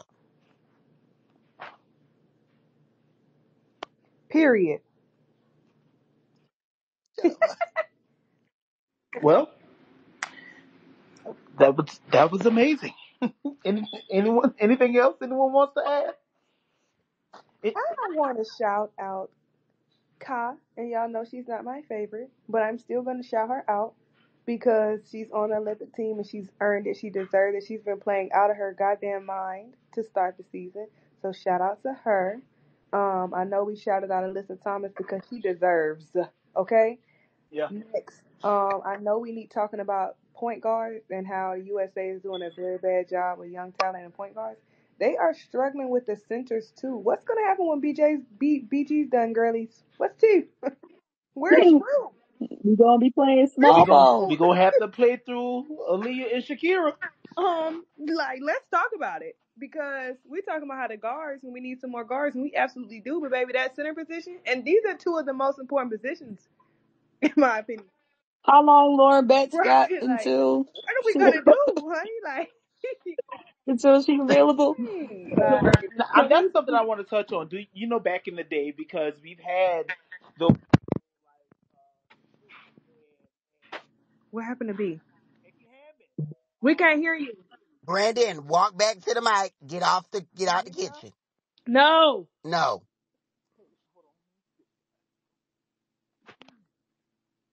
Can you hear me now? Yes. Now you echoing What real about bad. now? You sound like you got an echo in the microphone. Okay, so is this better? Yes. Okay, so I know you all were bringing up, that next generation. We know for quite a while we've seen a lot of players who were really great W players and even internationally never get their opportunity to represent Team USA. They will go to like the Americubs and the World Cups, but never the Olympics, like your Dewanas, your Candice Duprees, etc. Who will go down as some of the best players in WNBA history. Do we think that obviously I don't think, I mean who knows, because we didn't think in 2020 that Diana would still be here for the Paris Olympics. I don't think she's going to be around for LA. But, Asia's still very much young. Stewie's still young. Do we see some of those players that could potentially, like an Enrique, go and play in other countries? Like we've seen Lindsey Harding do, Becky Hammond. That was a big deal when she decided to become a Russian nationalized citizen and play for them. Do we see any of them possibly, getting some sort of dual citizenship and playing I want elsewhere them to. because they don't get their opportunity? I I want them would, cause to. fuck Yeah, this I shit. want them to. Because I this would. system is so Didn't flawed. didn't Tierra McCowan do that? I think Tierra McCowan is Bosnia, Yeah. right? And Yep, then yep, yep. now imagine now we always talk about going back home, and in the words of Liz Cambage, she told them people to go back to Africa. If Nigeria were to put together an Olympic team with just even WNBA players, they could be very competitive because that would be your Michaela's, your Nneka Ogwumike's, your Arike Ogunbowale's, and several others who have I don't think they'll Elizabeth. be that competitive, but I do think that would be dope. So like, who Kiki would you? Iriopin is. Oh yeah, Oh, she's Nigerian. Oh damn. that'd be cute. We could throw Michaela Onyewerere on the team. I mean, shit. They be making shit shake with players that just was solid role players in college. If they got a few WNBA stars, they could be on a podium. I'd like to see Tina with France. She needs to get her French citizenship, her French citizenship. Tina As need in to do Tina something for Charles, Tina Atlanta. Charles, yeah. Tina Nah, Charles played. She played against but Chicago she's already and then played passed some the Olympics injuries for she like us. that. need to do something They for Atlanta. will.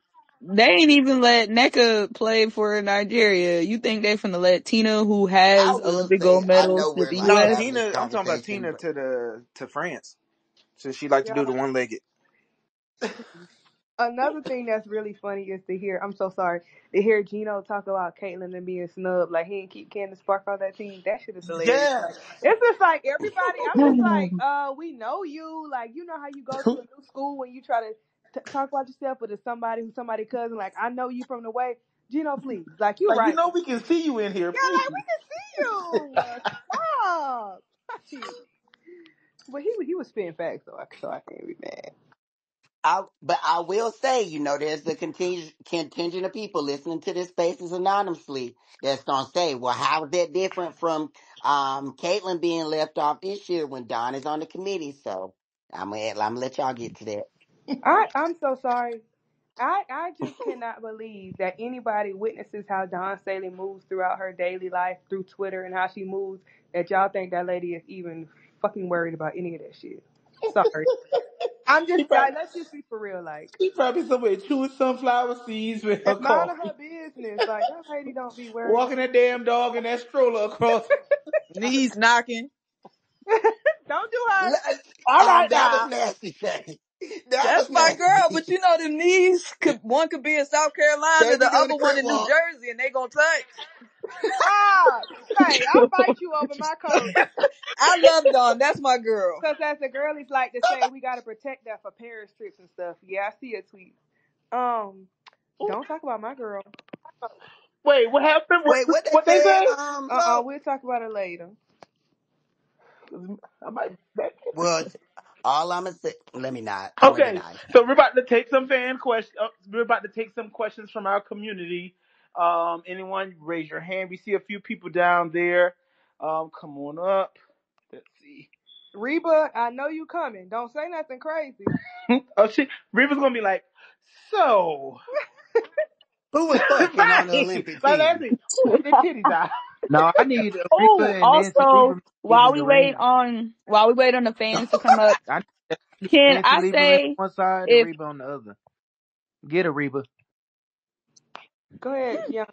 can I say that if y'all gonna make arguments about why or who should be left off the roster to bring Caitlyn on, at least make it make sense. Like, why would you drop her for 6'7" Brittany Griner? Like, what the fuck are we gonna do with Lil Caitlyn in replace of 6'7" Brittany Griner? Why would you drop her for the best point guard in the They don't know. league Oh, that when narrative had Caitlyn nothing to do leading with the league basketball. in turnovers right That now? narrative had Like, nothing to do with basketball. It had everything to do with the color of her skin. just make it make sense. Try to fight it smart. Hey, Allie Cat, Hey, how are y'all doing? doing well. How are you? Doing all right. Doing all right. Thanks for having this space. Um, Man, what was I gonna say? I was commenting about. I was gonna comment about something I saw about um Christy Sides, where they're just talking about how she just completely lost control of her team because she can't coach effort. They were talking about how she benched all the starters because they weren't giving effort, and I'm just like, they just don't seem bought in with her.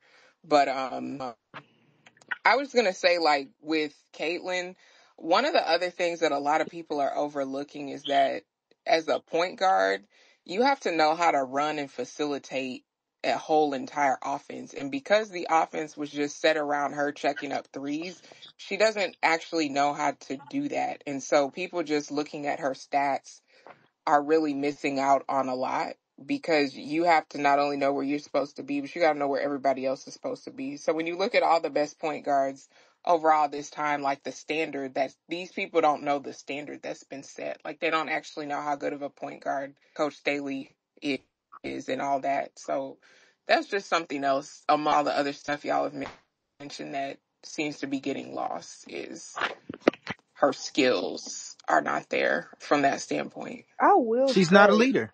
oh, yeah, Right. Kate Yeah, was. she's not a leader. I will say, She's though, self-absorbed. yes, she is. I will say though that I'm glad that to me that was one of the first signs of leadership that I've seen from Christy Sides.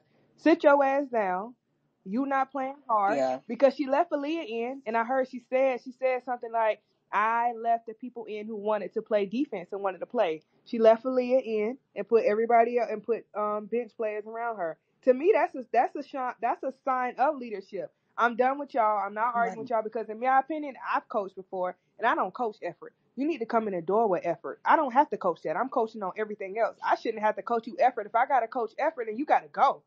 I don't have to coach you. I Yeah. don't have to do that. You know that when you step on the court. You know what I mean? So to me, that was a sign of leadership, Yeah. and I'm glad that she did that. To me, that's the one of the only Yeah. things that she's done that I'm like, okay, cool. But then And on and the I think go and ahead. I think they did better after they was already down by 17 million. But they did do better after that point. They were more cohesive, they were passing well, the defense was indeed better. So to me that was something I'm like, okay, Christy, like, you know, Okay, I see you. Yeah.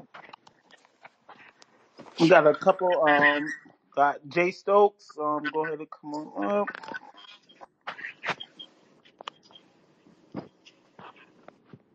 Thank you, Alley Cat. Appreciate you as always. For sure. And Jay Stokes, what's up, man? Oh, Or hey. Hi, how you okay, doing? Not Yes. Hi. Trey. Right. He do it every time, Dolores. what's on your mind, Jay Stokes? Well, first off, I want to thank the committee and all of you that are co-hosting this space just for having these conversations. I've been listening for a while, and I really think you guys are all doing a good job. I really appreciate your take on everything. What I wanted to talk about specifically was just the silence or the non-answers that Caitlin has had regarding just the discrimination that her teammates are facing, the discrimination that Kennedy Carter faced. I remember before the Washington Mystics game, she was asked questions about that, and she gave all the politically correct answers about, oh, I'm just focused on my game. I'm not on social media. But it's like that not advocating for black women, for queer women in the WNBA. I think it speaks volumes. And I think back to like Jane Elliott and her like the blue eye, brown eye experiment, where it's like you have white. Oh, excuse me. Oh, No, you oh, turn it up. Keep cooking. okay. Keep cooking. Where you have non-black, non-marginalized individuals that are able to escape these spaces and they're able to turn it off. Whereas you have black women, queer individuals, what have you, they can't turn it off. Like you have to live this every day. And I wonder what those conversations are like in the locker room if she's actually empathetic, empathizing with her teammates and actually trying to be a voice of reason. I think it's just very telling. And just outside of that, and this will be my last point, just the media coverage in general, especially by prominent black men in media, it has been very disappointing. Like as a black male, it's just upsetting to see this. And I was telling my wife, like I get it. Like I get it now when black women are like, we're not protected by anyone. No one has our back, right? You see it in these mainstream spaces, and I wish we could really elevate the voices of black individuals, marginalized groups, what have you, that are really advocating for women in these spaces. So that's my piece. Okay. Yes. We passing around the virtual collection plate No, And fast. cause that Jane Yeah, Elliott you got to piece, follow you are for me. absolutely right. yeah, let me follow And too. also, I don't think they're having those conversations in the locker room. Unfortunately, I don't think any of those women are. I mean, granted, I don't know them, right? But shit, what they show you is who they are.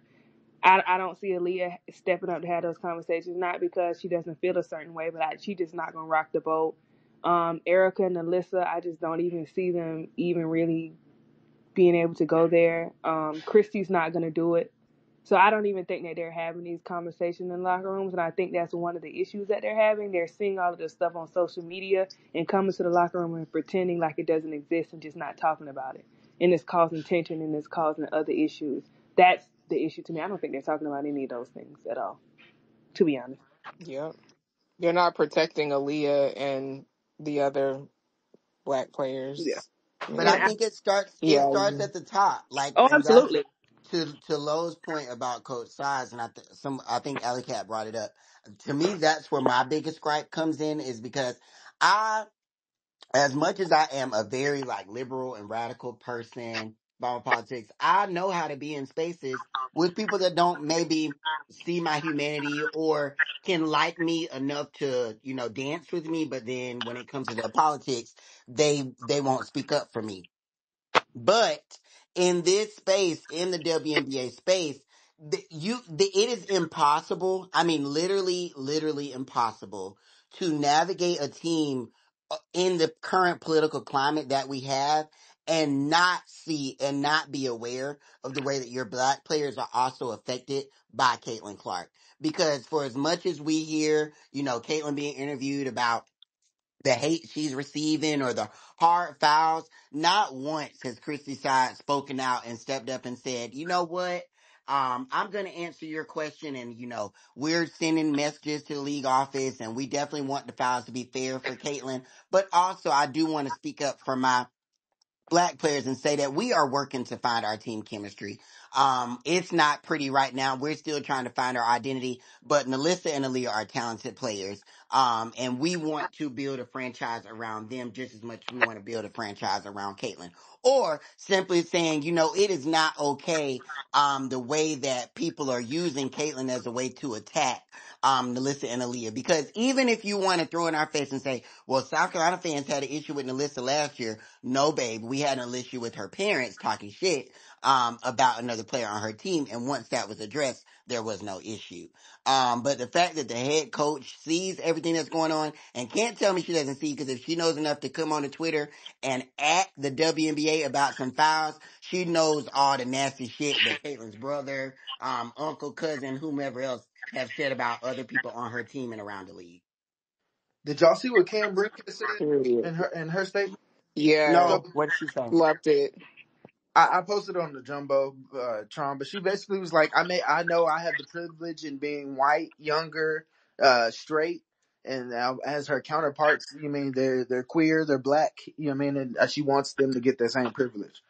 I think it takes that just that much to get that off your back, Yep. but will we ever get that? You know what I mean? No, but Kayla, Cam is a white girl from California who has a parent that spawns over Dawn Staley. Caitlyn is a white girl from Iowa.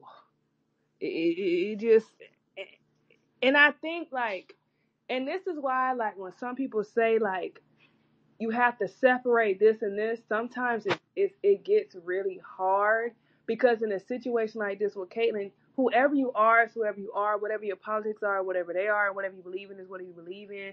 But at the same time, you got your fans calling your teammates out your name. And to me, I understand what you grew up as, but the woman that you are has to be bigger than that to at least say, we can't do that to my teammates because I gotta live and I gotta thrive in this environment.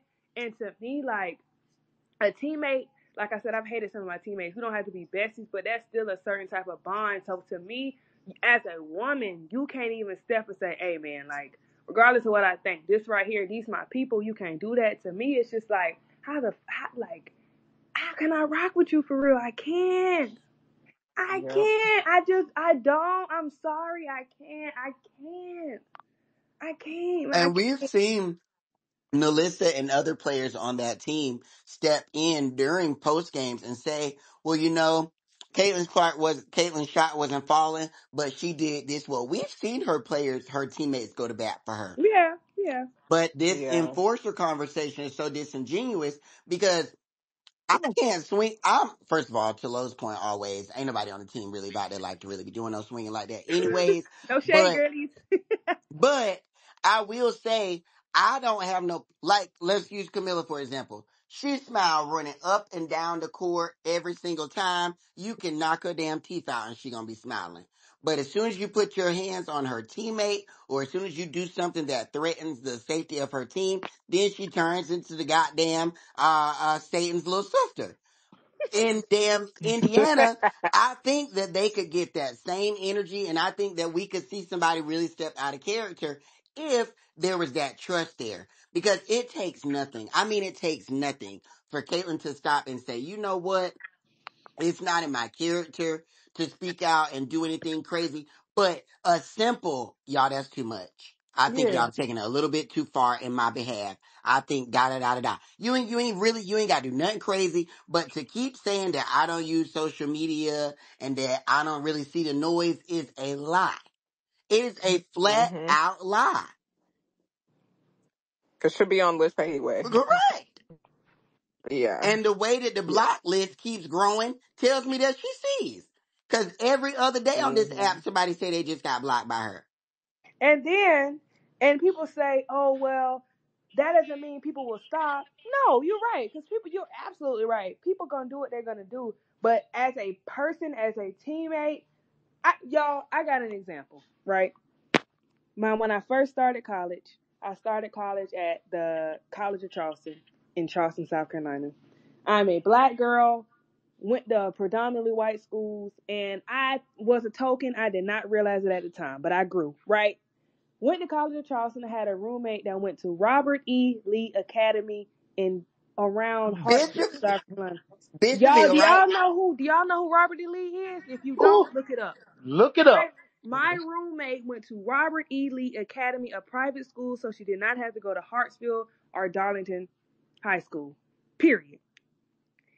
She was cool. We got cool. We ended up having good talks. She told me, she did say, I would have thought all the black people acted like almost like people in Medea movies, which is another reason I don't fuck with Tyler Perry, but that's a whole nother story for another day. One day, me and Linda took a picture. Oh, I didn't mean to say her name. Yikes. Took a picture. She posted on her Facebook, like, I'm enjoying college. Yes, this was on Facebook. I'm old. I'm enjoying college, da da da. Her friends or her people from back home at Robert E. Lee Academy commented on the picture and was saying nasty. Oh, that black girl, this and this and this, that black girl, da da da. Meanwhile, I'm in the same college as her. I'm her roommate. My grades were great, right? They said all of these things.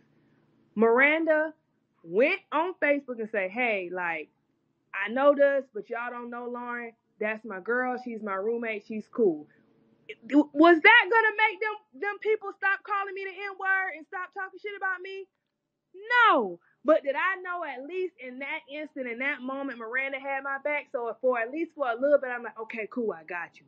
That makes all the difference. I don't give a damn. Them people could have said anything else when she went home. She could have probably said anything else when she went home. But I know in that moment, at that time, she was not gonna let me get embarrassed, or she was not gonna let me go down like that on her Facebook page. That's all Caitlyn has to do. That shit might not change nothing nobody says, but at the end of the day, I'm not looking over my shoulder when I'm going to bed at night. I know what shit, at least right here, right now, in this instance, you got my back and you rocking for me, so I'm cool. I'm going to sleep. I'm cool. I'm good. That's all she got to do. I just need to know I'm covered right here.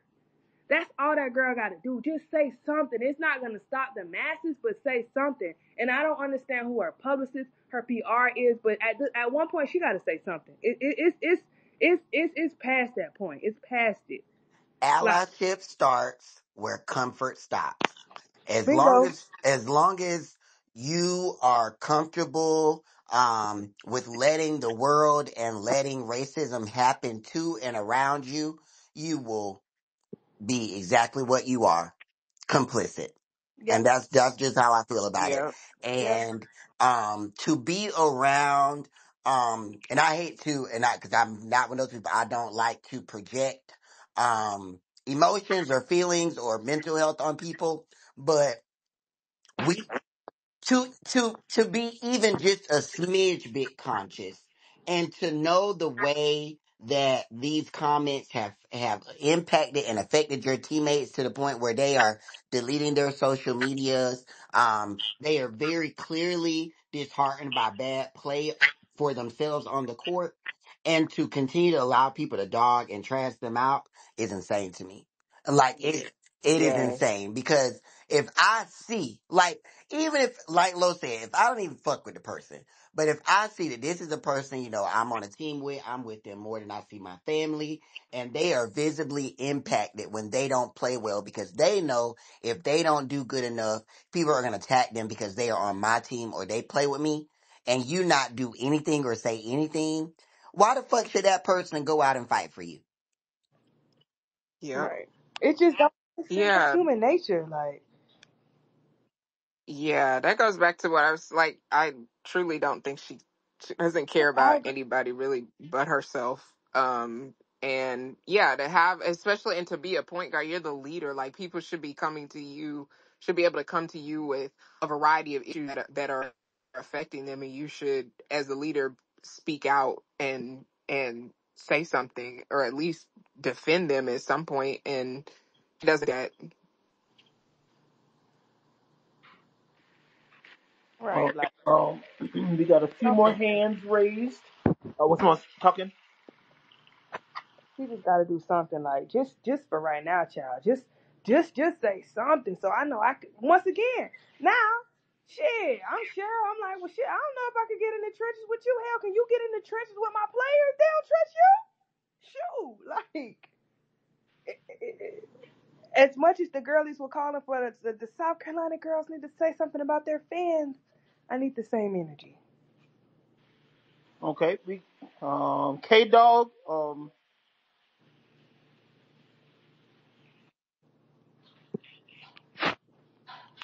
Kevin, are you there? You hear? Kevin, Kevin. Hey, what's up? Hey. I've been listening to y'all spaces here for a little bit here for the last few months, and I just want to say, like, I love listening to y'all for real. Like, unfortunately, some of y'all might not like it. I was a Missouri fan, but I love South Carolina. I love Don Oh. Staley. I Oh. love Don Staley down. I love Don Staley down. Uh, but I'm I just glad wanted you to know we say, didn't like it, but no, welcome. I know. I hate Sophie too. Don't worry. But that's another conversation. Uh, but how has the Aces been? Like, they're not bad. They're not bad at all. Because Asia's going to do what she's going to do. But I just hate how they get so overlooked.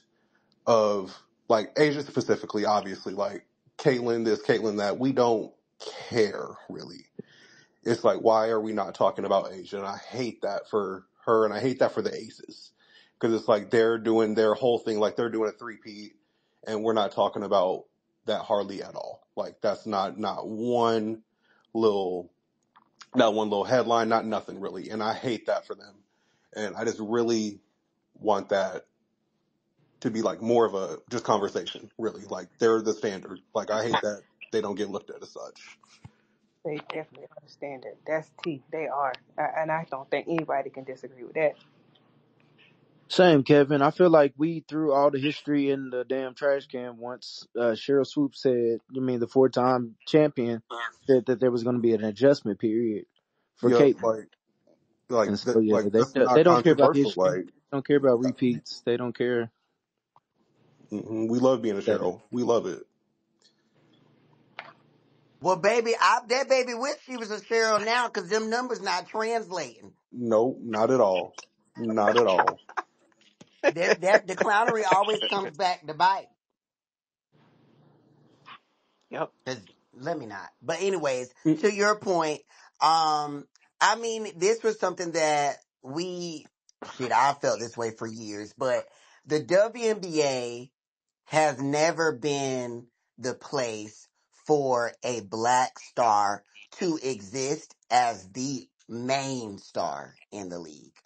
Um, because even dating back to the Dream Team, well, the Dream Team in '96, and all that they did for the sport, who did they have to include all the time?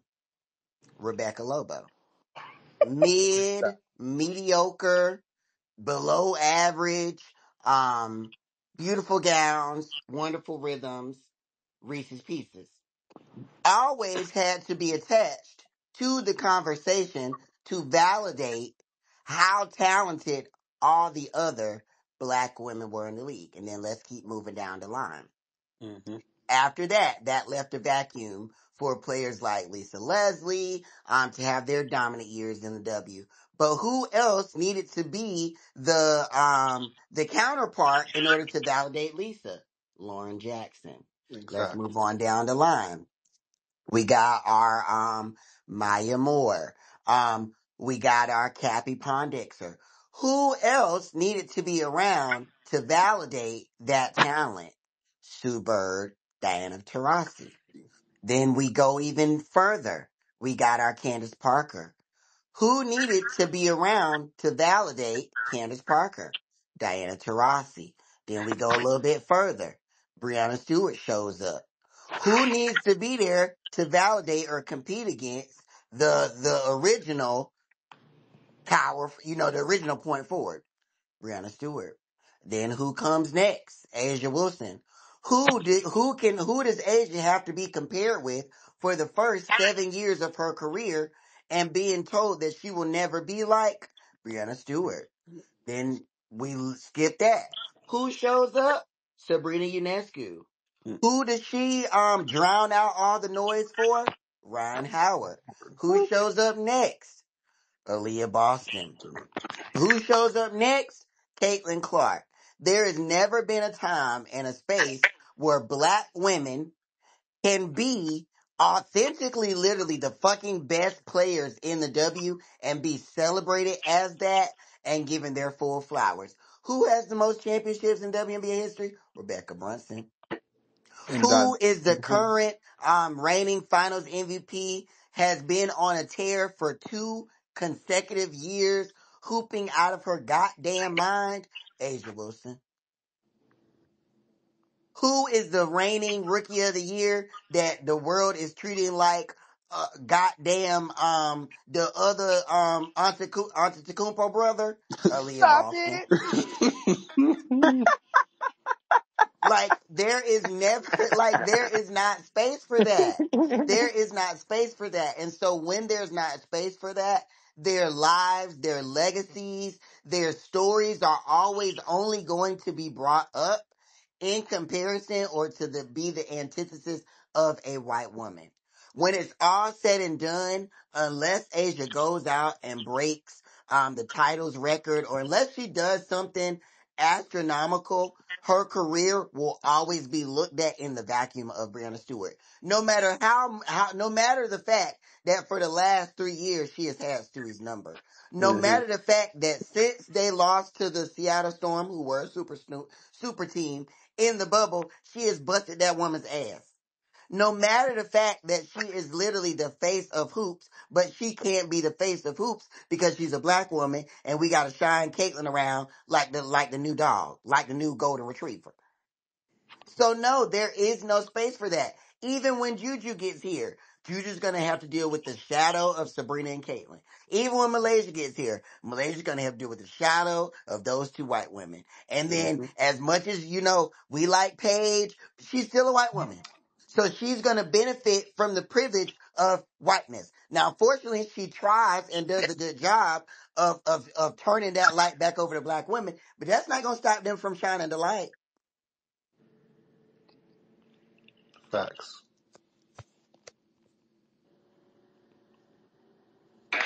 Thank you. We got a few more. Stephen,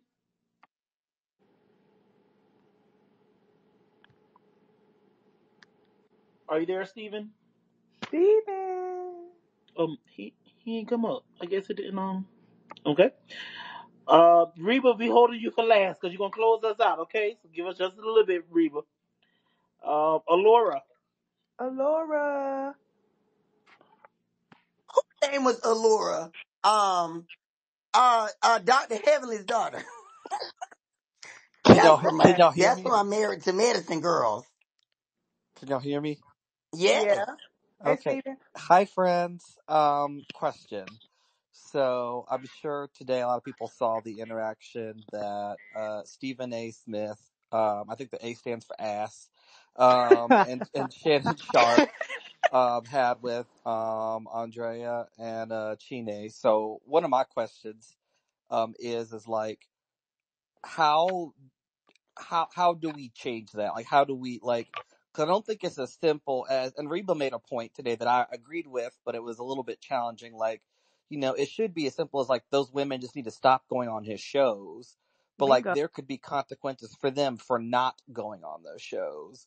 But like to tell Andrea that like she needs to get her marketability up. Andrea is plenty of marketable, and it's the second time this week, or in the last week, that he's disrespected a black woman on his show. But this isn't like he has a history of doing this. So, like, what changes? How what can they do? Like, obviously, as fans, like we can not watch his show, but also like we see the clips and things on YouTube. So, like, I'm frustrated for like my black sisters, cousins, aunties, like friends experiencing this.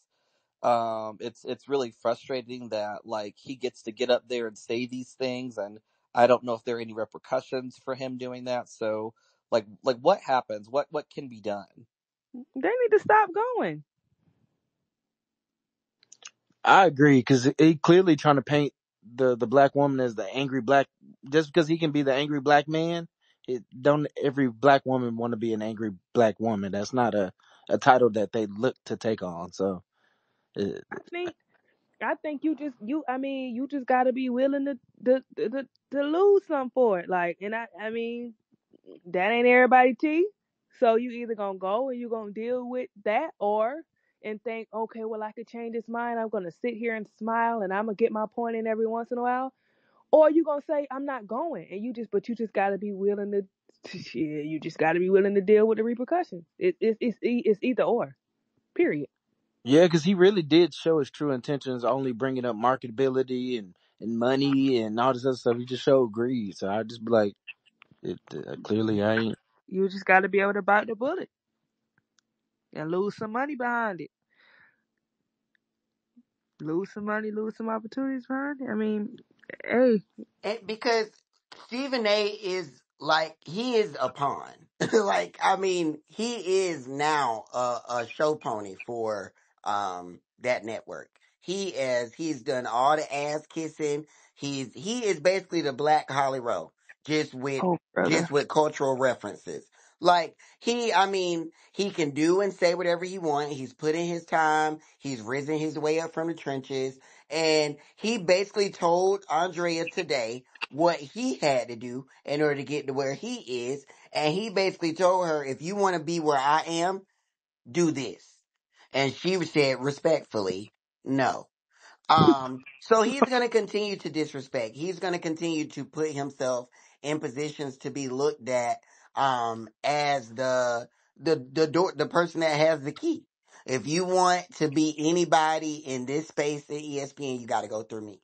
And they are showing, well, a lot of them are showing that they're going to try to maintain their integrity while going through him. Now, of course, that's not going to actually work, but as long as you continue to take yourself up to the cross, baby, they going to sacrifice you. Yeah, I think that if there's actual change, it's gonna have to come from the people you don't see.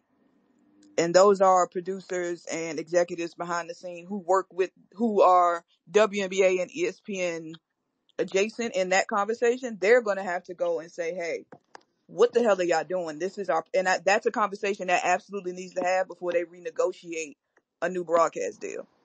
If we going to do this shit, y'all need to act like y'all got some goddamn sense. But if the W and the executives and the producers don't do that, you're going to be right back here. So they've ridden this wave of this Caitlyn shit all the way up to here, and now that it's gotten out of control, they don't know what to do. Yeah. Yeah, they don't understand intersectionality, and it really shows. Like everything that in this discussion, that these people who are talking heads who don't know what they're talking about, like there needs to be somebody that teaches people what intersectionality is, what it means to be black and a woman, and in the LGBT community. Because they keep trying to liken it just to what they've experienced in the NBA or other places, and that's not accurate. There was one guy, I can't remember his name, but he was like, brothers, we need to just step back and listen to black women because Oh, he's they a know coon more too. about this space than us. Ryan Dr. Yeah, Clark. yeah, Umar? yeah. No, no, no, no. It's this other guy. He has a coon on his show, but I don't. He does. He Acho, has a. He has a. The light skinned one, with the wider eyes. I don't know his Super name, lesson. but Oh, but you talking about the Clark and the Ryan and what's his name? I don't know who it is, but the point was right. The I wish it pivot. came from somebody, I guess, who's not a coon. But people need to listen to and believe black women, and they're not doing. They're premised off of ignorance, and they get paid to be ignorant, and they wanted to chastise Queen Swoops, but you get on here and are ignorant every day.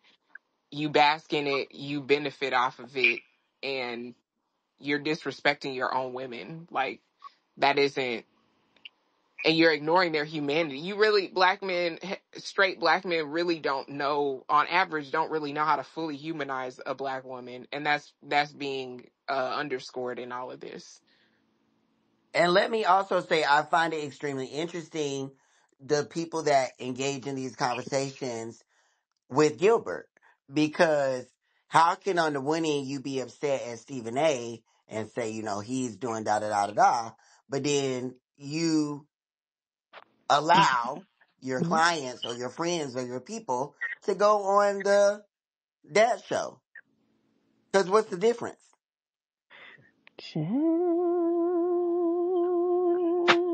What Angel say? As a vet, you don't bring a gun into the locker room. Baby, that tone change was perfect. We got a few more hands raised. I'm trying to check. Let me check a page first before we do. If you got a question, it is a no. Okay, Reba, come on up.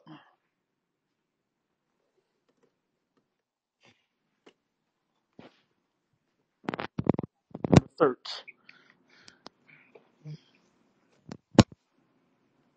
Hey, Reba. Hey, y'all kind of basically hit on everything I was going to talk about. But I still think, the Indiana Fever, they just need to blow it up, honestly. Because what they need, they're never going to get. Caitlin Clark is never going to publicly come to the aid of her teammates, but she will go on the Today Show or Good Morning America and talk about a Team USA snub. Um, that was a perfect opportunity to bring up the harassment you and your teammates face, and she still made it about her. So she used every opportunity she had to prop up herself and leave all her teammates behind. So right now, like, I think she completely lost them, in my opinion. Hmm. Outside of Nelissa, um, she had Erica at first. They're not, they're not the same anymore. You can tell by Erica tweets that they're not, uh, the same they were during training camp. Um, like I said, she's never going to say anything publicly, and I don't think they could ever go forward without her doing that publicly, and it's not going to happen.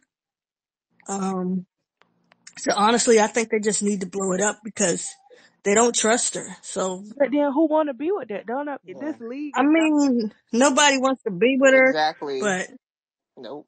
what you, She's a toxic Like who teammate. you gonna be? Because I mean, I feel like if in this, I don't want to say this because I really don't want to be shady, but if Erica can't do it, yeah, that's a problem. I don't. Because she was ready to put the boots on and just take it, but it's And yeah, that and that it bad that happened she so can't quick. even. Yes, it's that bad that she can't even. So, who? And from what I've heard, Erica's always been a good teammate. Absolutely. In But just, Atlanta, she was a good vet to Ryan and Nas, and even in Mhm. LA. So something got to be happening there. yeah, and it's Yeah. not going to Because that happen teammate. because Caitlyn has to say something publicly. I know she's not going to and probably doesn't want to because at the end of the day, she does benefit from this and she's not going to fuck Yep. up that. No matter if if she doesn't feel the same or not, the way her fans are, how they're moving benefits her. So she's going to ride it. No matter I what. don't see how this benefits her. I mean, All the yeah, all the buzz. buzz. She All the loves this buzz and shit. awareness. She But feeds into it. Yeah. I feel It. like that is the reason the target is on her back. The target is not on her back because the girls hate her and this and this. The target is on her back because everybody gassed her up and everybody was doing this and the third. So the same thing that she loves is the reason that people on her ass. It's not just because people hate her. No. So it's kind of like it's a double-edged sword. But I Yeah. don't But think it she allows her cares. to play Yeah, victim.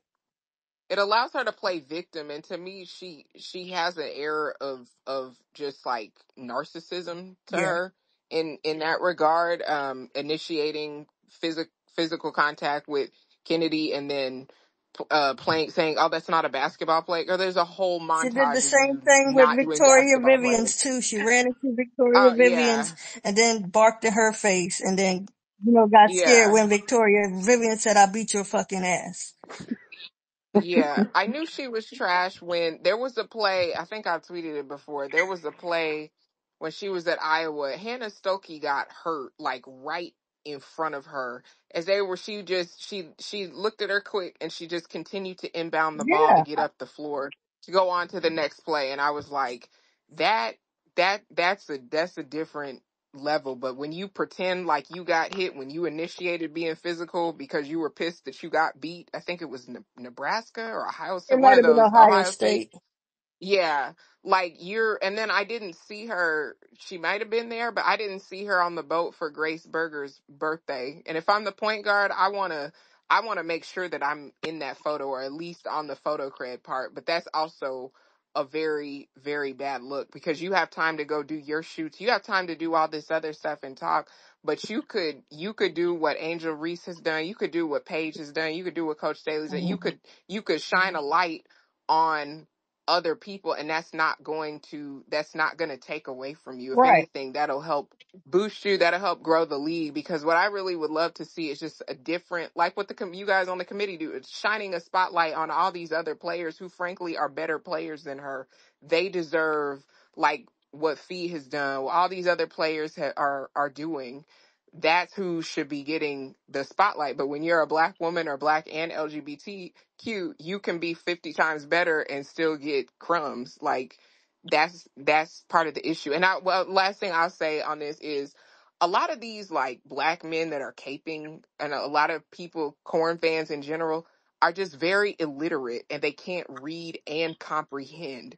Like comprehension just it doesn't exist to them, and it's real. Our literacy crisis in this country is really showing through this whole matter. So that's a bigger issue, is you haven't had to reason logically, and when you're dealing with more intricacies of intersectionality, that requires a deeper level of doing that, and that requires kicking back and saying, you know what, I don't know, I don't have the answer. Like, from like example, I'm not Hispanic, so if there's immigration challenges or things related to that, I'm kicking back and I'm saying, please educate me on my blind spots. Please tell me what I don't know.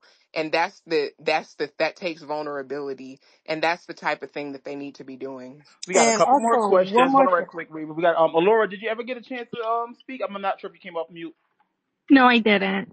Hey, how are you? Um, Good. Hi. I just had a quick question. So looking into the future, as someone who's in Indiana, and I personally don't root Indiana, um, I'm just curious in the future what we think recruiting will be like for Indiana, because I know there's no way in hell Indiana has enough money for me to disturb my peace enough if I'm a talented athlete to come here and get these lashings from her fans, or even just like the organization, um, to basically be a co-star on their Caitlin Clark fan page, aka the Indiana Fever page. Like, it's getting to the point where like I stopped following because it's just like she's still on my feed. Like, if I follow them anyways, if I can't escape her, and the people who are around me and actually watching all the games are picking up on all these little things. So I just don't see it getting better. I actually see it getting worse than that. So how do you guys think like free agency is gonna go in the Ooh, future? It's just my um, question. I They're feel gonna be like building people through the draft. already, yeah, I feel like people already didn't want to go to Indiana. Like the girlies would cry if they got picked up by Indiana. I think it's gonna get worse.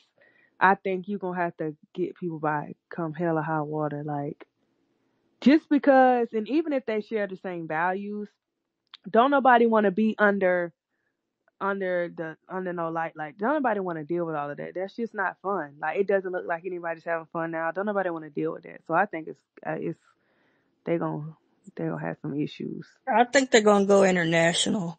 Um, Oh yeah, good point. yeah. They're either gonna go international or, like you guys said, build through the draft. Or they could be like, how Connecticut is, the audition. I audition for 1 year, get, attention from other teams, and I move on. So they're gonna go international through the draft, and then players that, are trying to get their way back into the league, they're gonna play for Indiana for 1 year and then, get attention from other teams and move on. Kind of like how Benaja did. All right, we got a few more. Mini Me, come on up, and we about to wrap up. So Somebody everybody can go and enjoy their evening. somebody said Reagan Beers to Indiana. Who said that? Who? Reagan Beers. No, the one. Who was the one that said America's team? Let her go. I forgot her name. Van Toledo. TVO. Yes. Mini me. It's saying it's not letting me. Hold on, mini me. Is this showing mini me on stage for you all? No, I'm not seeing Mine anybody. keeps saying there was an error adding tricky girl key. I apologize. It's not allowing me to let you up, mini me. Well, we got some more things coming for you all later this week. Are we doing wind down this week? I don't know. I don't think so though. If we do, we will let you all know. Have your bottles ready of your choice of liquor or wine or water because you know everybody's trying to get those summer bodies off of layaway. So as always, we appreciate you all for tuning in. Make sure you go and grab your merch on this committeesportsgroup.com, our all new redesigned site. Shouts out to the people that hook us up and love us back. We appreciate you all for tuning in and peace out.